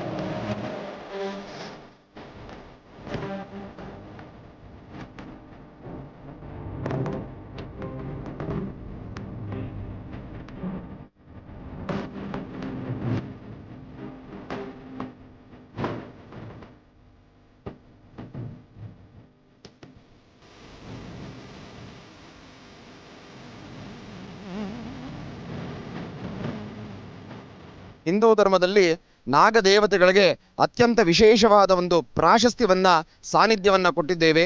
ನಾಗದೇವತೆಗಳನ್ನು ಯಾರು ಆರಾಧನೆ ಮಾಡ್ತಾರೋ ಅವರಿಗೆ ಸಕಲ ಸೌಭಾಗ್ಯಗಳು, ಸಕಲ ಕಷ್ಟಗಳ ನಿವಾರಣೆ ಮಾಡಿ ಆ ನಾಗದೇವತೆಗಳು ಸುಬ್ರಹ್ಮಣ್ಯ ಸ್ವರೂಪನಾದ ಆ ಒಂದು ವಲ್ಲೇ ದೇವಸೇನಾ ಸಮೇತನಾದ ಸುಬ್ರಹ್ಮಣ್ಯೇಶ್ವರ ಸ್ವಾಮಿ ಅನುಗ್ರಹ ಮಾಡ್ತಾನೆ. ಹಾಗಾಗಿ ಯಾರು ಈ ಒಂದು ಅಶ್ವತ್ಥ ವೃಕ್ಷವನ್ನು ವಿಶೇಷವಾಗಿ ಪ್ರಾತಃ ಕಾಲದಲ್ಲಿ ಬ್ರಾಹ್ಮಿ ಮುಹೂರ್ತದಲ್ಲಿ ಆ ಒಂದು ಆಕಾಶದಿಂದ ದೇವತೆಗಳು ಪೂಜೆ ಮಾಡ್ತಾ ಇರ್ತಾರೆ. ಬ್ರಾಹ್ಮಿ ಮುಹೂರ್ತದಲ್ಲಿ ಮಹಾವಿಷ್ಣುವಿಗೆ ಪೂಜೆ ನಡೀತಾ ಇರ್ತದೆ. ಆ ಇಬ್ಬನಿಗಳು ಆ ಒಂದು ಅಶ್ವತ್ಥ ವೃಕ್ಷದ ಮೇಲೆ ಹಾಗೂ ಬೇವಿನ ವೃಕ್ಷದ ಮೇಲೆ ಬಿದ್ದು ಆ ಒಂದು ಇಬ್ಬನಿ ನಾಗದೇವತೆಗಳ ಮೇಲೆ ಬಿದ್ದಾಗ ಅಲ್ಲಿ ಯಾರು ಪ್ರದಕ್ಷಿಣೆ ಮಾಡ್ತಾ ಇರ್ತಾರೋ ಅವರಿಗೆ ಒಂದು ವಿಶೇಷವಾದ ಅನುಗ್ರಹವನ್ನು ಆ ದೇವತೆಗಳು ಮಾಡ್ತಾರೆ ಅಂತ ಹೇಳಿ ಶಾಸ್ತ್ರ ಹೇಳ್ತದೆ. ಹಾಗೆ ನಾಗದೇವತೆಗಳನ್ನು ಆವಾಹನೆ ಮಾಡಿ ಆರಾಧನೆ ಮಾಡಿ ನಮ್ಮ ಪೂರ್ವಿಕರು ಯಾರಾದರೂ ನಾಗ ಸರ್ಪವನ್ನು ಹನನ ಮಾಡಿ ಅಥವಾ ಒಂದು ಹುತ್ತವನ್ನು ಹೊಡೆದಾಕಿದ್ರೆ ಜಮೀನಲ್ಲಿ ಗೊತ್ತಿದ್ದೋ ಗೊತ್ತಿಲ್ಲದವನು ಮನೆ ಕಟ್ಟಬೇಕಾದ್ರೆ ಸೈಟಲ್ಲಿ ಅಥವಾ ಒಂದು ಜಮೀನಲ್ಲಿ ನಿಮಗೆ ಗೊತ್ತಿಲ್ಲದೆ ನಿಮ್ಮ ಗಾಡಿಗೆ ಸಿಕ್ಕಾಕೊಂಡು ಸರ್ಪ ಸತ್ತಿದ್ರೆ ಹುತ್ತ ಇದಾಗಿದ್ರೆ ಅಥವಾ ಯಾವುದೋ ಒಂದು ಕಲ್ಲಿನ ವಿಗ್ರಹ ಯಾರೋ ಪೂಜೆ ಮಾಡ್ತಾ ಇರ್ತಾರೆ, ಗೊತ್ತಿದ್ದೋ ಗೊತ್ತಿಲ್ಲದೇನೋ ಅಲ್ಲಿ ಅದನ್ನು ನೀವು ಅದರ ಮೇಲೆ ಗಾಡಿ ಎತ್ತಿಸಿ ಅದನ್ನು ಹೊಡೆದಾಕಿದ್ರೂ ಕೂಡ ಈ ಒಂದು ದೇವತೆಗಳಿಗೆ ನಾಗದೇವತೆಗಳಿಗೆ ಪ್ರದಕ್ಷಿಣೆ ಮಾಡಿ ಪೂಜೆ ಮಾಡಿ ಆಶ್ಲೇಷ ಬಲಿ ಮಾಡಿ ಸರ್ಪ ಸಂಸ್ಕಾರವನ್ನು ಮಾಡಿ ಅದಕ್ಕೆ ಒಂದು ನೈವೇದ್ಯವನ್ನು ಇಟ್ಟಾಗ ಆ ನೈವೇದ್ಯವನ್ನು ಒಂದು ಸ್ವಾಮಿ ಸ್ವೀಕಾರ ಮಾಡ್ತಾನೆ, ಯಾವುದೋ ಒಂದು ರೂಪದಲ್ಲಿ ಬಂದು ಸ್ವೀಕಾರ ಮಾಡ್ತಾನೆ. ಆ ಸ್ವೀಕಾರ ಮಾಡಿದ್ರಿಂದ ಇಂದೊಂದು ಸಂತಾನ ಒಂದು ನಾಗಸಂತತಿ ಉತ್ಪತ್ತಿಯಾಗಿ ಅದು ಬೆಳೆಯುತ್ತೆ. ಆಗ ಅದು ನಾಗಸಂತತಿ ಉತ್ಪತ್ತಿಯಾಗಿ ಬೆಳೆದಾಗ ನಿಮ್ಮ ದೋಷಗಳೆಲ್ಲ ಪರಿಹಾರ ಆಗ್ತದೆ. ನವರತ್ನ ಗ್ರಾಮದಲ್ಲಿ ಪುರಾತನವಾದ ಹಳ್ಳಿ ಮರದ ಒಂದು ನಾಗರ ಕಲ್ಲು ಏನಿತ್ತು ಅದು ಶಿಥಿಲವಾಗಿದ್ದ ಕಾರಣದಿಂದ ಇಂದು ನಾವು ಹಿಂದೆ ಜೀರ್ಣೋದ್ಧಾರ ಮಾಡಿ ಹಳ್ಳಿಯವರೆಲ್ಲ ಸಮ್ಮುಖದಲ್ಲಿ ಜೀರ್ಣೋದ್ಧಾರ ಮಾಡಿ ಇಂದು 48ನೇ ಮಂಡಲ ಪೂಜೆಗೆ ನಮ್ಮೂರಿನವರೇ ಆದಂಥ ಆನಂದ್ ಗುರೂಜಿಗಳು ಬಂದಿದ್ದಾರೆ ನಮ್ಮೂರಿಗೆ. ಅವರ ನೇತೃತ್ವದಲ್ಲಿ ಇಂದು ಮಂಡಲ ಪೂಜೆ ನೆರವೇರಿಸಿದ್ದು ಈಗ ಮಹಾಮಂಗಳಾರತಿ ಆಗುತ್ತೆ. ಈ ಕಾರ್ಯಕ್ರಮಕ್ಕೆ ಬಂದಿರತಕ್ಕಂಥ ಎಲ್ಲ ಗ್ರಾಮಸ್ಥರು ಮತ್ತು ಸುತ್ತಮುತ್ತಲ ಗ್ರಾಮಸ್ಥರಿಗೆ ನಾನು ಸ್ವಾಗತವನ್ನು ಕೋರ್ತಾ ನಮ್ಮ ಊರಿನ ಕಾರ್ಯಕ್ರಮಕ್ಕೆ ನಮ್ಮೂರಿನವರೇ ಆದ ಆನಂದ್ ಗುರೂಜಿಯವರು ಬಂದಿದ್ದಾರೆ, ಅವ್ರಿಗೂ ಕೂಡ ನಾನು ಸ್ವಾಗತವನ್ನು ಕೋರ್ತಾ ಇದ್ದೀನಿ. ನವರತ್ನ ಅಗ್ರಹಾರದಲ್ಲಿ ಇಲ್ಲಿ ನಡೀತಿರ್ತಕ್ಕಂಥ ಇವತ್ತಿನ ಈ ಅದ್ಭುತವಾದಂಥ ಕಾರ್ಯಕ್ರಮ, ಯಾವ ಊರಿನಲ್ಲಿ ಆದರೂ ಸಹಿತ ಒಂದು ಅಶ್ವತ್ಥ ವೃಕ್ಷ ಇರಬೇಕು, ಅರಳಿ ವೃಕ್ಷ ಇರಬೇಕು. ಅರಳಿ ವೃಕ್ಷದ ಅಂತಹ ಅದ್ಭುತವಾದ ಶಕ್ತಿ ಇರುತ್ತೆ. ಒಂದು ಅಶ್ವತ್ಥ ಮತ್ತು ಬೇವಿನ ವೃಕ್ಷ ಶಕ್ತಿಯಾಗಿ, ಅಶ್ವತ್ಥ ಮಹಾವಿಷ್ಣುವಾಗಿ, ಹೀಗೆ ವಿಷ್ಣು ಮತ್ತು ಶಕ್ತಿಯ ವಿಶೇಷವಾಗಿರ್ತಕ್ಕಂಥ ಆರಾಧನೆ, ಶಿವಶಕ್ತಿಯ ಸಂಗಮ ಅಂತ ಹೇಳ್ಬೋದು, ಅಥವಾ ಲಕ್ಷ್ಮೀನಾರಾಯಣರ ಸಂಗಮ ಅಂತ ಹೇಳ್ಬೋದು, ಬ್ರಹ್ಮ ಮತ್ತು ಸರಸ್ವತಿಯ ಸಂಗಮ ಅಂತ ಹೇಳ್ಬೋದು. ಇಂತಹ ಅದ್ಭುತವಾದಂಥ ಈ ಸಾನ್ನಿಧ್ಯದಲ್ಲಿ ನಾಗದೇವರ ವಿಶೇಷವಾಗಿರ್ತಕ್ಕಂಥ ಪ್ರತಿಷ್ಠಾಪನಾ ಮಹೋತ್ಸವ, ಅದರಲ್ಲೂ ಸುಮಾರು 500 ವರ್ಷಗಳ ಇತಿಹಾಸ ಇರತಕ್ಕಂಥ ಈ ಪರಮ ಪವಿತ್ರವಾಗಿರ್ತಕ್ಕಂಥ ಈ ಪುಣ್ಯ ಸಾನ್ನಿಧ್ಯದಲ್ಲಿ ನೂತನವಾದಂಥ ಅಶ್ವತ್ಥಕಟ್ಟೆ ಇರತಕ್ಕಂಥದ್ದು, ಅಶ್ವತ್ಥನಾರಾಯಣರ ಆರಾಧನೆ ನಡೀತಿರ್ತಕ್ಕಂಥದ್ದು, 48 ದಿವಸದ ಮಂಡಲಾಚರಣೆ. ಈ ಊರಿನ ಅಧ್ಯಕ್ಷರಾದಂತಹ ಮಹೇಶ್ರವರು ಹಾಗೂ ಗೌರಮ್ಮ ಅವರು ಮತ್ತು ಕೃಷ್ಣಪ್ಪನವರು ಹಾಗೂ ಈ ಊರಿನ ಸಾಕಷ್ಟು ಜನ ಗ್ರಾಮಸ್ಥರು ಎಲ್ಲರೂ ಸೇರಿ ಶ್ರದ್ಧೆಯಿಂದ ಭಕ್ತಿಯಿಂದ ಇವತ್ತಿನ ಕಾಯಕವನ್ನು ಬಹಳ ಅದ್ಧೂರಿತವಾಗಿ ನಡೆಸ್ತಾ ಇದ್ದಾರೆ. ನಮ್ಮ ಭಾರತೀಯ ಹಿಂದೂ ಸನಾತನ ಧರ್ಮದಲ್ಲಿ ನಾಗನಿಗೆ ವಿಶೇಷವಾದಂಥ ಸ್ಥಾನವಿದೆ. ಒಂದು ಪ್ರತ್ಯಕ್ಷವಾಗಿ ಕಾಣತಕ್ಕಂಥ ನಾಗದೇವತಾ ಅಂತ ಹೇಳ್ತಾರೆ. ಒಂದು ಹಾವನ್ನು ನಾವು ನೋಡಿದ ಮರುಕ್ಷಣ ಎಲ್ಲರೂ ಸಹಿತ ನಮಸ್ಕರಿಸ್ತೀವಿ, ಆರಾಧನೆ ಮಾಡ್ತೀವಿ. ಹಾಗೆ ಗೊತ್ತಿದ್ದೋ ಗೊತ್ತಿಲ್ಲದಿರೋ ಅಚಾತುರ್ಯಗಳಾಗ್ತಕ್ಕಂಥದ್ದು ಎಷ್ಟೋ ಇರುತ್ತೆ. ರೈತರು ಭೂಮಿಯಲ್ಲಿ ಕೆಲಸ ಮಾಡಬೇಕಾದ್ರೆ ಬೆಳಿಗ್ಗೆ ಮನೆಯಿಂದ ಹೊರಡಿರ್ತಾರೆ, ರಾತ್ರಿ ಸಂಜೆ ಕತ್ತಲಾದ ಮೇಲೆ ಮನೆಗೆ ಬರ್ತಿರ್ತಾರೆ. ಕತ್ತಲಾದ ಮೇಲೆ ಬರುವಾಗೂ ಸಹಿತ ಅಕಸ್ಮಾತ್ ನಮ್ಮಿಂದ ಏನಾದರೂ ಅಚಾತುರ್ಯಗಳಾದರೆ ಅದ್ರ ದೋಷ ಪರಿಹಾರಾರ್ಥ ಹೇಗಪ್ಪ ಅಂದರೆ ಈ ಪ್ರಕಾರ ನಾಗದೇವರ ಸಾನ್ನಿಧ್ಯಗಳಿಗೆ ಬಂದು 11 ಪ್ರದಕ್ಷಿಣೆಯೋ 48 ಪ್ರದಕ್ಷಿಣೆಯೋ ಮಾಡಿ ಆ ದೋಷವನ್ನು ದೂರ ಮಾಡಿಕೊಳ್ತಾರೆ. ಯಾವ ಕುಟುಂಬದಲ್ಲಿ ಗರ್ಭ ಸಂತಾನ ಇಲ್ದಿರತಕ್ಕಂಥವರು ಸಹಿತ 48 ದಿವಸ ಇಂತಹ ಒಂದು ವಿಶೇಷವಾಗಿರ್ತಕ್ಕಂಥ ಸಾನ್ನಿಧ್ಯಗಳಲ್ಲಿ ಪ್ರದಕ್ಷಿಣೆ ಮಾಡಿ ನಮಸ್ಕಾರ ಮಾಡಿದ್ರೆ ಗರ್ಭದಲ್ಲಿರ್ತಕ್ಕಂಥ ದೋಷ ದೂರ ಅಂತ ಹೇಳ್ತಾರೆ. ಇಂತಹ ಒಂದು ಅದ್ಭುತವಾದಂಥ ಈ ಸಾನ್ನಿಧ್ಯಕ್ಕೆ ವಿಶೇಷವಾಗಿರ್ತಕ್ಕಂಥ ಶಕ್ತಿ ಇದೆ. ತಾವೆಲ್ಲರೂ ಇಂತಹ ಪರಮ ಪವಿತ್ರವಾಗಿರ್ತಕ್ಕಂಥ ಈ ಪುಣ್ಯ ಸಾನ್ನಿಧ್ಯದಲ್ಲಿ ನಡೆದಿರ್ತಕ್ಕಂಥ 48 ದಿವಸದ ಮಂಡಲಾಚರಣೆಯನ್ನು ದರ್ಶನ ಮಾಡ್ತಿದ್ದೀರಿ.